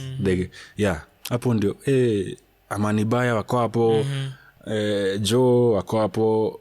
I think Caleb, that was his first year, I think. Caleb was also there. Ken Smith was also there. Kwa leads zilikuwa Kambale, Onesmus, na msee fulani hapo mwingine. So maze they are creating. So mi nimekuja hapo tu kuangalia. Main keys ilikuwa Caleb, Joe na Ken Smith. So tayari unaona hapo tayari quorum imejaa. So hakuna venye unaweza ingia. Mungu akasema juu umekuja hapa. So I went hizo rehearsals zote zote. Wana learn intros za songs, wana learn outros. Mimi na try kuzishika tu by ear. Unaelewa? Nazishika tu. Sijui, I don't know what I will do with them, but nazishika kidogo. For some weird reason, Smith, I think he was a producer at Hope Studios. Yeah, Hope FM. That time they were holding programs za kurecord artist nini. So I think alikuwa so busy hapo, so hakuwa na kamizi tizi. So eventually he dropped out because I mean, job. So guess who was next in line for that seat? Hakuna mtu mwingine. There was literally an empty seat there. And that's how I played in 2019. So hizo song si mpya kwangu, juu nimeshazisikiza. Like sapo ilikuwa tu kaa tumeingia kaa tusonge, like unapanda gari kisonga, like aisimami. Na uko tu sawa, uko very comfortable. Tukapiga. It was my best. Wow. It was my best gig ever. Sasa uni mtu ametoka LD ajayo na stage na kaa hivyo. I remember that time we used brand new equipments. Hiyo ndio time I think I'm allowed to say this. You know, time Praise Atmosphere walikuwa na partner na Sound Creations to do the backline. So backline zote bro, zote zilikuwa mpya. Zina-unboxiwa hapo kicheza. I was like bro, till date sijaicheza equipment mpya. Till date. So I have to say it's my highlight. Kabisa. Awesome. Do you know, as a music arranger, which year did you grow into music arranging? Which year? I can say mwaka yenye nilianza kupiga hiyo arrangements during COVID. 2020. Yes. COVID ndio nikaanza ndio plus najua hata mtu haujui na arrange. Seti inakujanga sasa now I'm arranging. Haujuangi ukiarrange. But sasa nikaanza sasa now I'm not even, of course not easy keys, but sasa naanza kusikiza other elements. Nasikiza other elements. I know how drums are supposed to sound like. Yeah. I know how bass is supposed to sound like. Najua dynamics za guitar. Like easy dynamics za instruments zote like sahi nazijua because if you remember niko nimesema I learned all these instruments nikiwa mtoi. So I know how all these things sound like. So I'm not just now playing for myself. I'm not just playing keys. Like I'm looking how the whole production how the whole production will sound. And that was 2020 for me. Ndio nikasema okay, sasa nikuwe serious na hii kitu. The first time I was entrusted with a song was Mercy. Mercy Masika's gig. Live recording her 30 years in ministry. That was crazy, but her 30 years in ministry, she did a live recording. Some songs are out. So that's the first time she entrusted me with several songs to do it from top to bottom. So I think hiyo ndio time yenye nilikuwa a bit serious with yani unaingia kwa door, una-arrange kila kitu, unachezea wase ideas za drums na bass, unawatumia ndio wa execute tukuje tizi tupige. That was Mercy's. I could say enye job yenye ilitokea out in public the first time was Mercy's. It was my first time, so kidogo so I could say yenye I feel proud till date ni Anyasha. Ya Anyasha Sifa Zetu. Hiyo song nilisikia from the demo.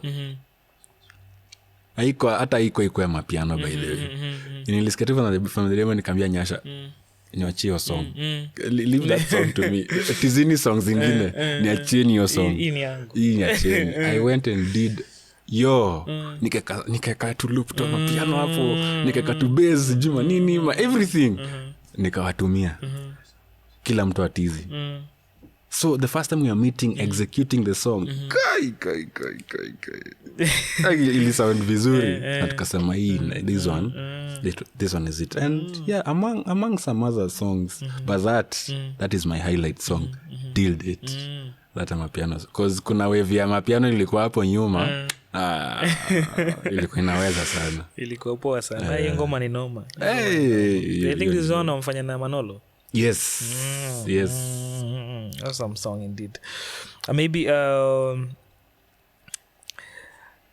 what do I have to say? As a musical arranger, what's your process like in arranging music, and how critical is it for a music arranger to at least have a know-how of how other instruments operate?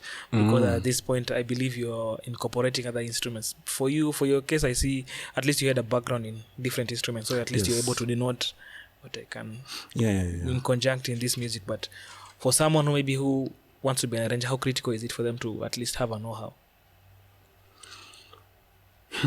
Both ear-wise, if they can be able to denote that ear-wise, or if they can be able even to just execute. Like just the way you have said it. Like, for you to be an arranger, it's a must. It's a must, because what are you arranging if you don't know what you're arranging? So it's a must that you know the parameters of different instruments, how they operate, how they sound, how they work. So like, I would say hata kama huwezi play, maze work on your ear. I would say hearing is key to any arranger, because how I do it is I have, let's say I start with vocals. Nimepatiwa concept ya vocals. So I'll start with my instrument, of course, the keys. Just lay out simple keys nini on the door right there. Kuna songs zingine I might arrange it from a drummer's perspective. Kuna songs zingine I might arrange it from a bassist perspective.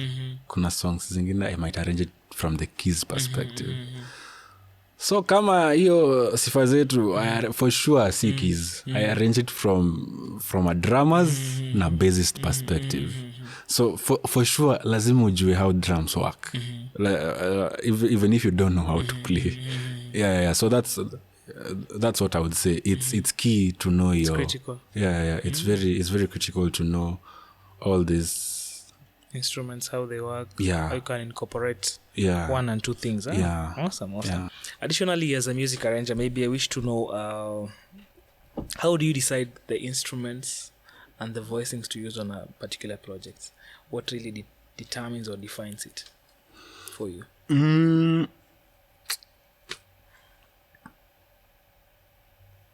I assume you're asking about the technicality of the chords.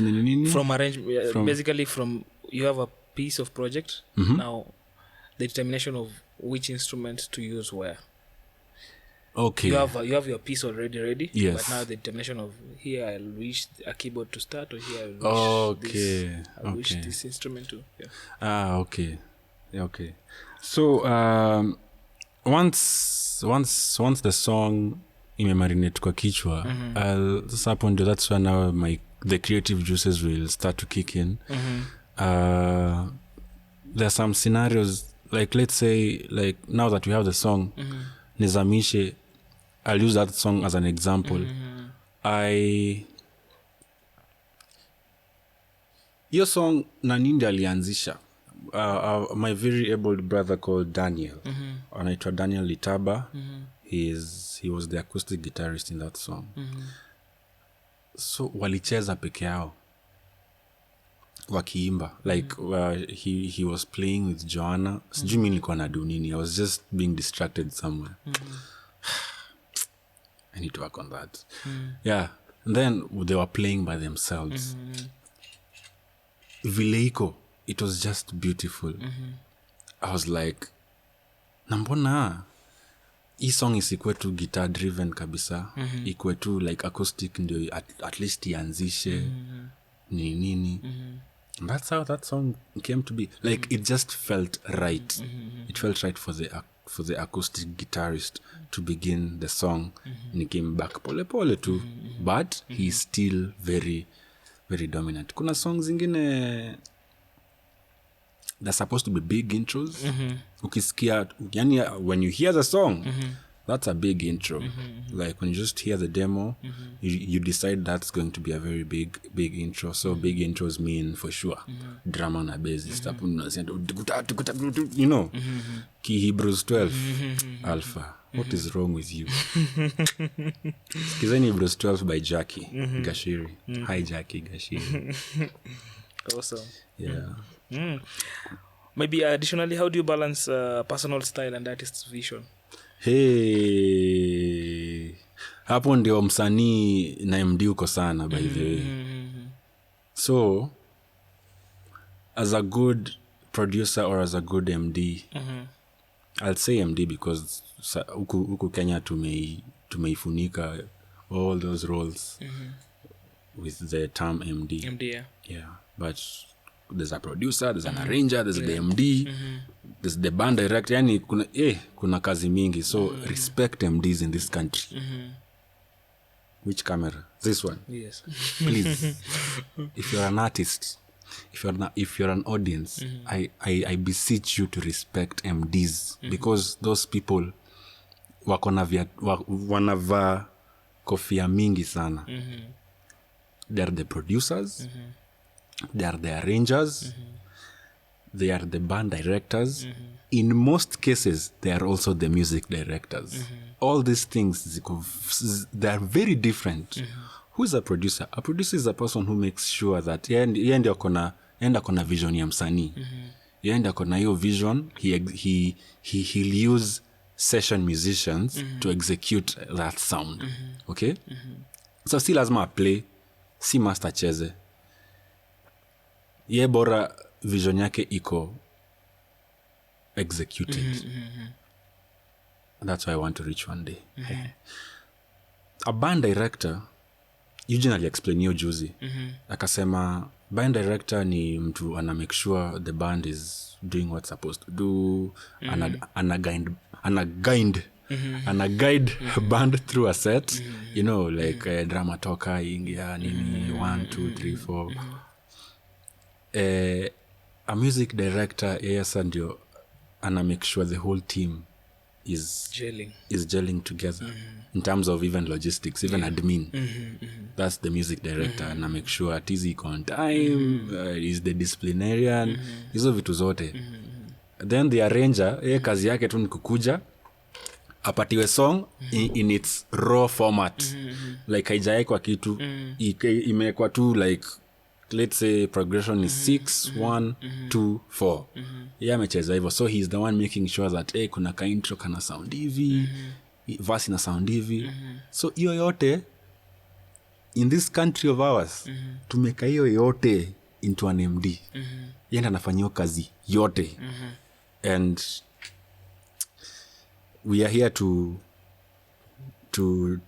bring awareness to that and also to make sure that respect is given where it's due, because these people do a lot of work, and I got to feel that during this project, and I love every bit of it. Yeah. So back to the question, which was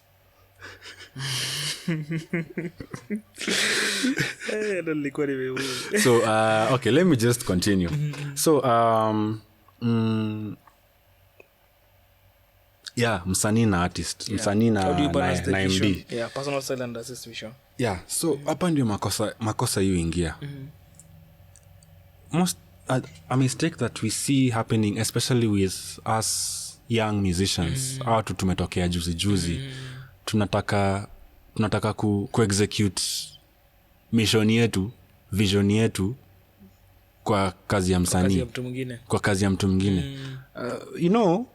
You if we want to execute our own thing, let's just go make our own projects. We dump everything that we have learned for the last 20 years there. Kila mtu consume. Okay? But if it's someone's project, listen to what they are saying. Kama ataki hiyo run hapo, wachana nayo. Again, it's a collaboration. Okay? So kuna ile ya hey, how do you feel about this? How do you feel about this? How do you feel about this? Akisema, that's nice. Go with it. Hiyo hapana. And it takes a mature person to realize that msanii akisema hiyo haiwezi waka hapa, si ati juu si noma. Maybe that's actually the thing. Ni noma na yeye he or she is not going for noma. Hapa nataka hiyo message ikue amplified. That message can't be amplified with a run. So the moment we understand, and that now for you to be that mature, now it comes with time. The maturity to understand that he or she is not coming for you as a person. He or she is just looking out for his or her own project. It's time. You must learn how to. The same way you're learning to say no is the same way you should learn how to receive it. Like here you are. Kumaanisha lazima ukue very secure in yourself. You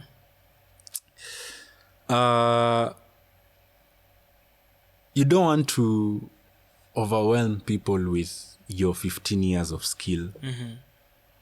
Tunajua ni mnoma. The fact that tuko kwa hii project inamaanisha we ni mnoma. So you don't have to prove you don't have to use someone's project as exhibition to your prowessness.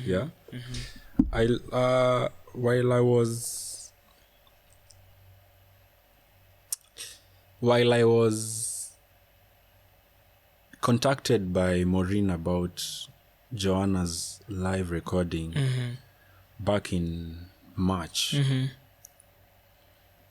I didn't know where it was supposed to go. So at that time, I served at Rock Tabernacle. We had done our album recording. Every artist has done their thing. So it was very diverse. The genres were very diverse. African, black gospel, Seben. Was that Seben? No. Hey. Hakukuwa na Seben? Hakukuwa na Seben. There was just the normal Afro, there was normal ballads, you know. So,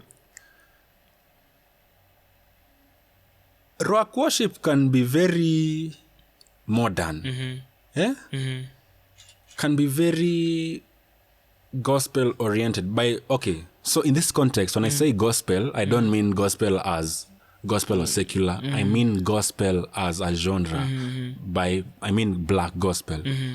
That's what I mean. So they can be very gospel oriented, very black, very, the heavy vibratos. So when one of the songs came out, I was so proud. Nilikuwa nimebambika sana that wacha nionyeshe maze. Hey. Let me just say, haku relate. Because he seems my mother-in-law is a Kikuyu woman from Muranga. Okay? I love her so much. Uma there is relate Fred Hammond. I relate Donnie McClurkin kidogo. Haizi relate Pastor Mike. Mwenye mnajua Pastor Mike, you know what I'm talking about. Uma there ukimwekea Don Moen atarelate. So venye nikamwekea hiyo hizi songs zetu, some of them mazee hakuwa na relate kabisa. So I told myself from that review, I'm very nice about it, by the way. I'm very nice about it because it was hakuwa na relate. So from that review, I was like, I'm going to use my mother-in-law as a reference point forever. like forever. Because in muziki I also thank God because nimefika ile point of maturity whereby I'm not creating music for musicians anymore. Yeah. I mean, you can still enjoy it, but I'm not creating music for musicians anymore. At this point, I'm asking God to help me create music for the masses, for the congregation, to the yani, from a 5-year-old to a 65-year-old, to a 70-year-old, to a 90-year-old. When you relate, the message of the song won't get lost in my arrangements. If I have an arrangement, iko kwa interlude, uko. Haiko mahali message inafaa isikike. This song kama waumini hapo nimejicheza, sijuangi lyrics. Kama waumini pale Pentecosti nizame.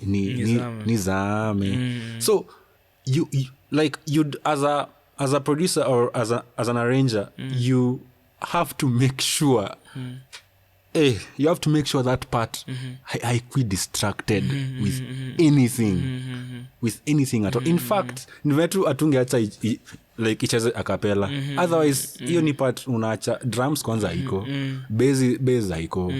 So it's maybe ndio apate keys pole tu. And in this case now for that song, the guitar, the acoustic guitar, which was very important for that song. We make sure what the artist...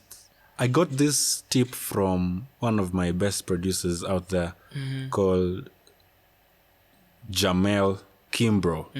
I hope I'm pronouncing that right. He said his style of producing is always making sure the artist is being an artist first.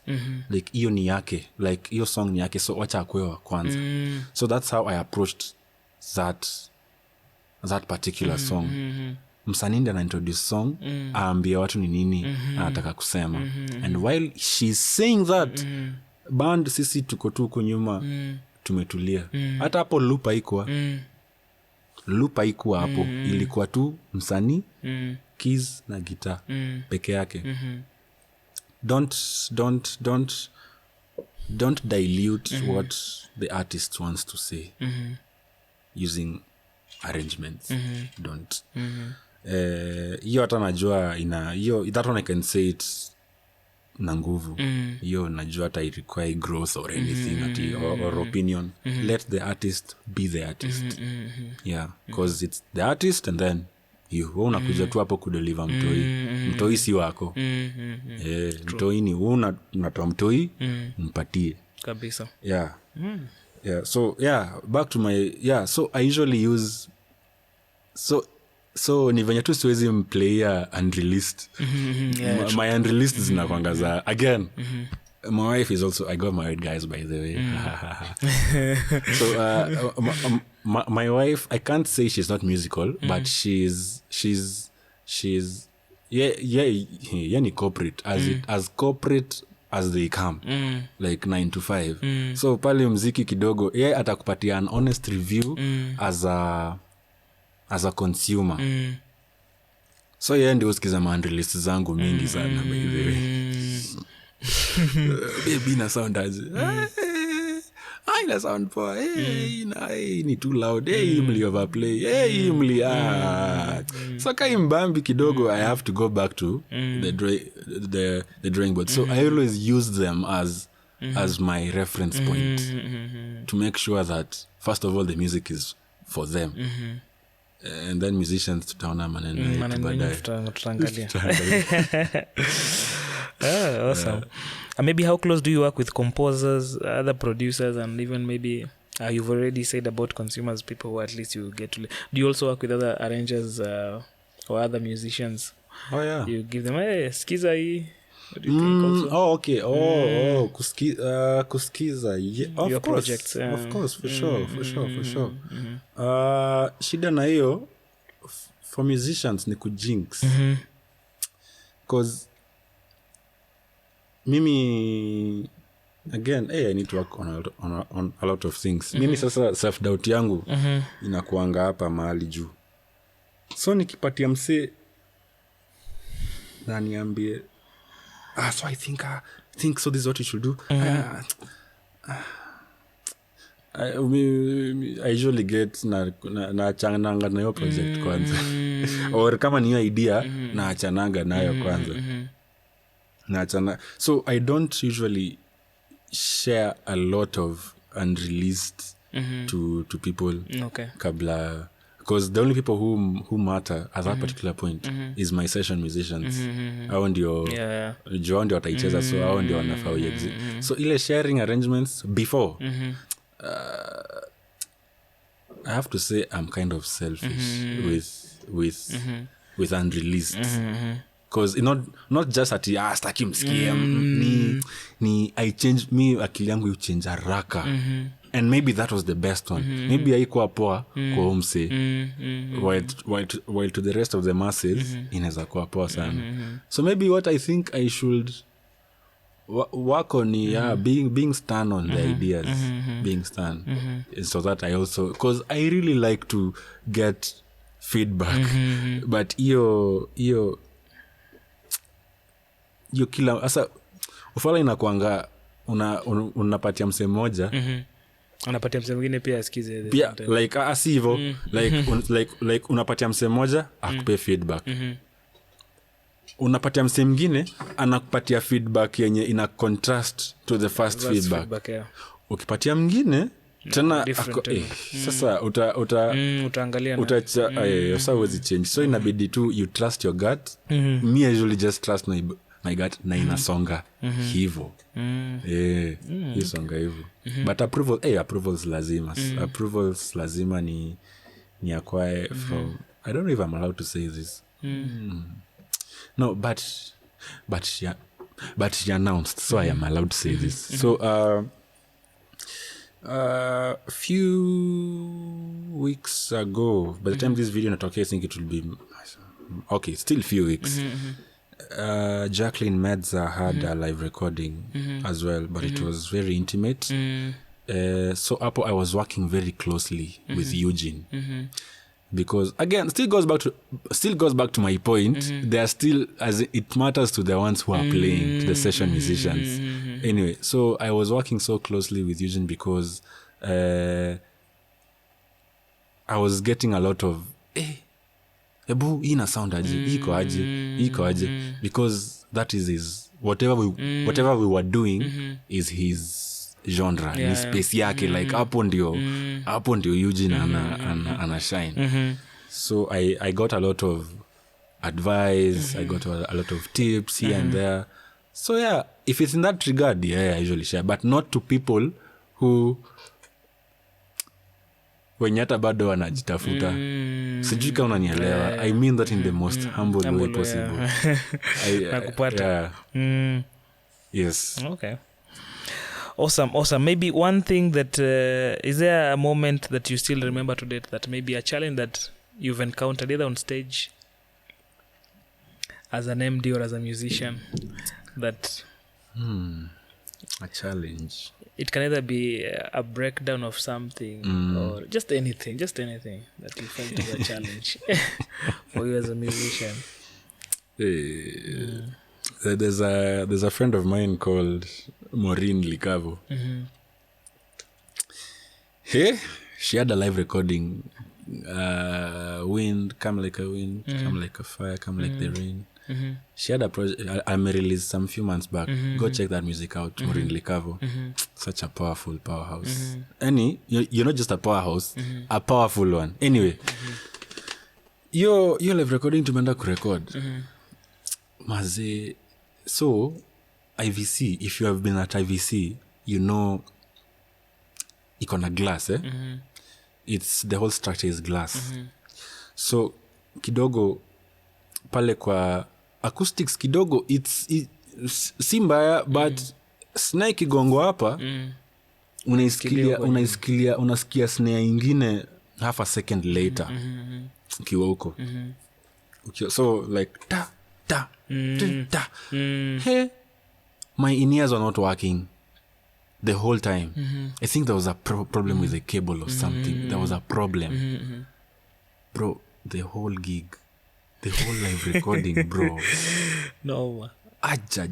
So, I was at this point I was depending on the drama.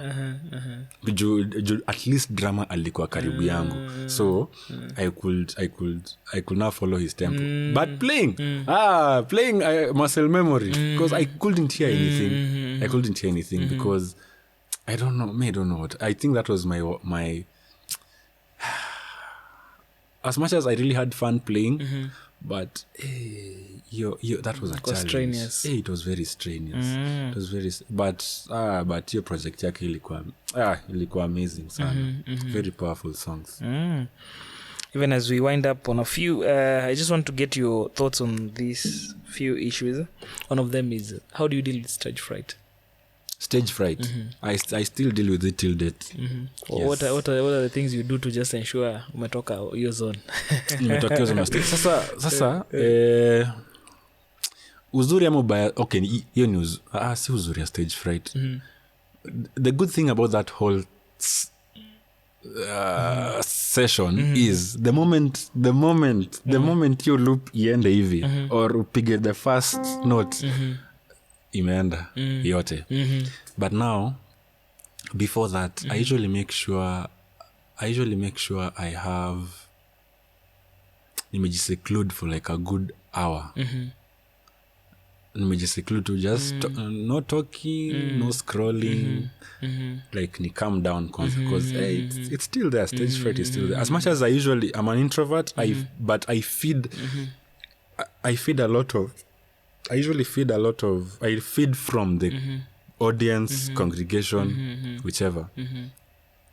I feed from their energy a lot. Like I actually need it.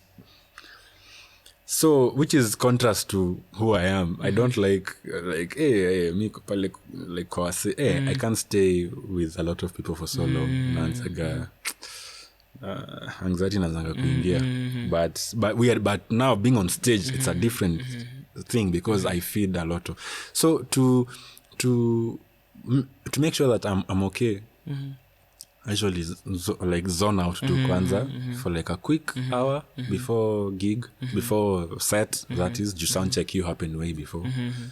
Natulia, and then hata si go through songs, no, just total blackout. And then sasa nikifika stage, I'm a bit calm. Then the one note, you're good to go. Yeah, I'm good to go. How critical is rest for you? Rest is very critical to me. It's very important. It's very important to me because which is so weird because job ya 1 week, it will take me like a whole month to recover. So I usually feel like now is time. But it's still very necessary because let's say I've had a very intense week. Juu live recordings iko hivyo. Hiyo wiki ya mwisho inakuanga noma in all live recordings. So after that week, most of them happens on Sundays or Saturdays or Fridays. So that whole week inakuanga pressure kidogo. So I usually need like a whole month to just decompress. Not just rest, but nime-interact na watu wengi. Nasikia nimechoka, nasikia nimeongea sana.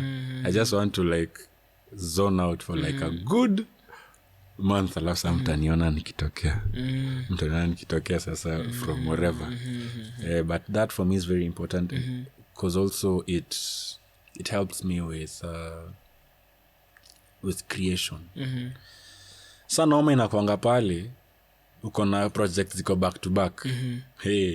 Una time ya kupumzika. Nauna time ya kupumzika and project ziko back to back whereby But sina shida na project ikiwa back to back. Of course, kuchoka physically, nitachoka, but I usually take care of my mind so much. So, the unfortunate event is whereby nimemaliza project, alafu sasa kuna msanii mwingine, we are starting from scratch immediately. Like ile song process, song creation. As much as it's fun, it's the least favorite part for me in any production. The songwriting, because iko na pressure. It really sucks a lot. It sucks a lot of mental capacity. So that's usually the unfortunate part where umetoka kwa hii sana you need to merge them together. Hapo ndio mi nasonganga tu but haikwangi poa. Currently, what's your favorite song? Ile unasikia any day anytime? Apart from Nizamishe unreleased. Kuna unreleased ingine. Mimi usikie my favorite songs zinakuanga unreleased. But my favorite song right now zenye iko released ni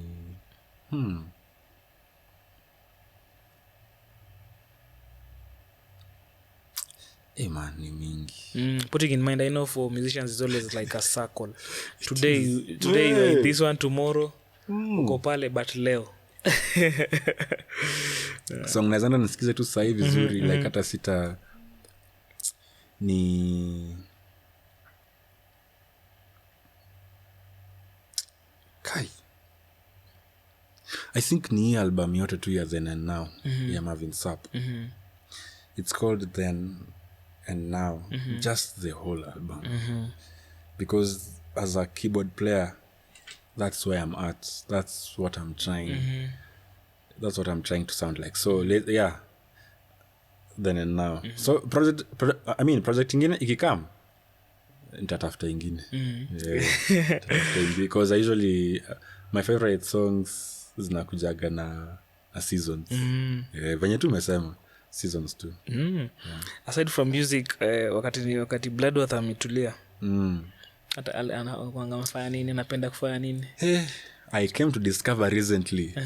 By recent I mean 2 years. Napendaga YouTube. Unaona venye watu sema napenda Netflix. I think me just YouTube a lot. I YouTube a lot. Like I like watching random stuff. Of course not music. Kastaki kudu anything musical. Napenda just watching random stuff. That's one. Number 2, I like, in theory, I like nature. I love nature so much. I claim that I love nature, but sijui mbona sijaitoka nje kwenda Ngong Hills. Sijui mbona sijaenda Karura. Sijui mbona sijaenda Tigoni. But I love it. Like you nipatia some sort of peace. So every time that I go to even Arboretum, me feel poa. Na sijui mbona siendangi. I think ni procrastination or something. But nature gives me rejuvenate kabisa. Also, I came to realize flights. Not the act of like kwa ndege, I'm flying. The calm that is up there looking at the clouds. I don't think there's a better feeling than being up there. Flights. Please, guys. Turn the tours, man. Whoever listening here. Let's hook up. Hook me up with a flight. More flights. More flights, please. Awesome. What's your favorite food? My favorite food is whatever my wife cooks. Well, let's move on. Hello.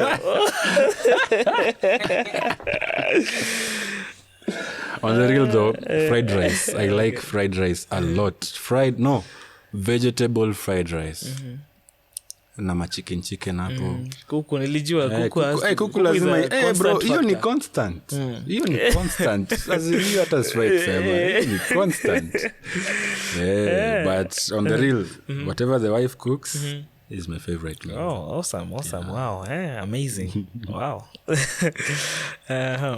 If you're given a free ticket and you're told Bloodworth, take one bandit with you whom you love, maybe to just go and have an exchange of ideas and everything, who will that be? I'm sorry, repeat that again.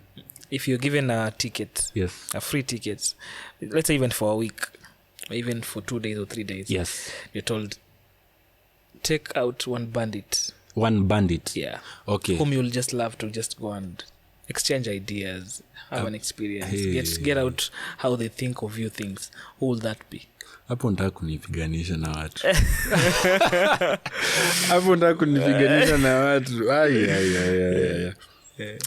Hey. One bandit. Hezi kwa local just local no local haiwezi juu sitaki kupigana na watu juu I mean watu mabeshte wangu wote so everyone so let me just play it safe with international that counts still okay, right yeah, it counts. One bandit I'd like to just hang out na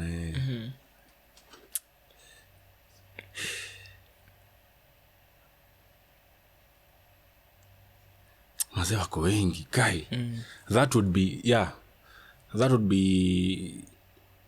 Aaron Lewis is the producer wa amewak na James Fortune amewak na Kenny Lewis guys if you don't know these people Maki forgive me or rather forgive yourself as a musician because and you claim you love black gospel that is where it's at he has worked with so many of these people so I would like to be awesome. to pick his mind for a bit yani hey bana hey munafikiriaje unafika hapo yeah amazing maybe do you offer musical classes pertaining the instruments that you no practice no okay. I do not because I like to share I would really like to share but pale kwa patience kidogo work in progress yeah I'm working on it I'm working but I came to realize niko na self awareness that I'm self aware that I may be good at maybe master classes hapo kwa master class ta thrive but teaching like this is C this is E hey, shout out to all the teachers man shout out to all the music teachers they do a lot of work the one that I do not have the grace for yeah okay even as we round up social media handles how can people get in touch with you contact you do not call me at night please I am a married man let's start there okay social media handles would be at the Bloodworth that's IG imagine ni IG TikTok mi TikTok si muziki TikTok yangu ni that's for my own so TikTok siwezi angalia so for me it's just IG yeah and very soon maybe YouTube I'll be dropping some things here and there but for now IG ni pale utanipata vipoa hopefully I'll see it from the requests yeah okay awesome at the Bloodworth I think so yeah tutatacha hapo chini producer utacheza kama wewe pale chini ifikie watu yeah it's been an awesome time thanks for coming through mimi nimebambika sana kuwa hapa mara nimebambika sana ona I was like bana hey you calling nakuja lini I'm not just the fact that maybe haoni you call kwani watu wanitambui so the moment you called I was like nikamwambia wife umsame call wow, that's amazing you do not understand it's an honor to be in this platform because people get to understand who we are as Watumishi and we understand where we're coming where we're coming from and also it's a platform for exposure as well it is and I believe mnafanya kazi mzuri sana tunashukuru for the whole team as big up yourself big up yourself a good job big up yourself our main nini was also a point of contact you see now somebody listens to you he's able to know you a bit he's able to know even how to approach you because say he works in this kind of manner which is also we're also winning. We win as you win. We're all winning. Yeah. So until next time, let's catch up on Watumishi podcast. Adios.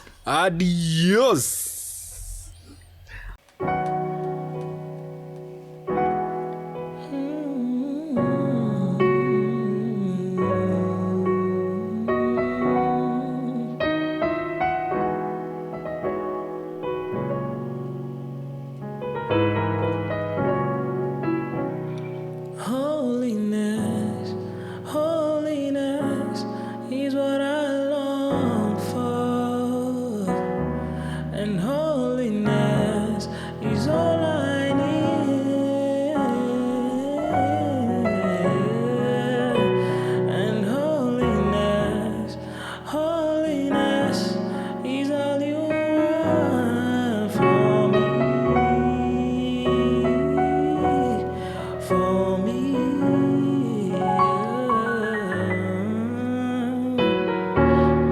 Righteousness, righteousness is what I long for, and righteousness is all I need,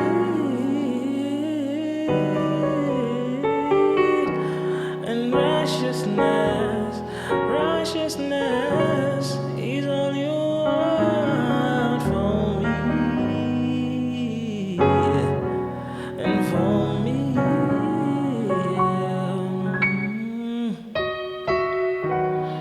Take my hand and mold it. Take my mind, transform it. And take my will, conform it to yours, oh Lord. And take my heart, transform it, and take my mind, conform, take my will, conform it, and to yours, oh Lord, and to yours, oh Lord, and to yours.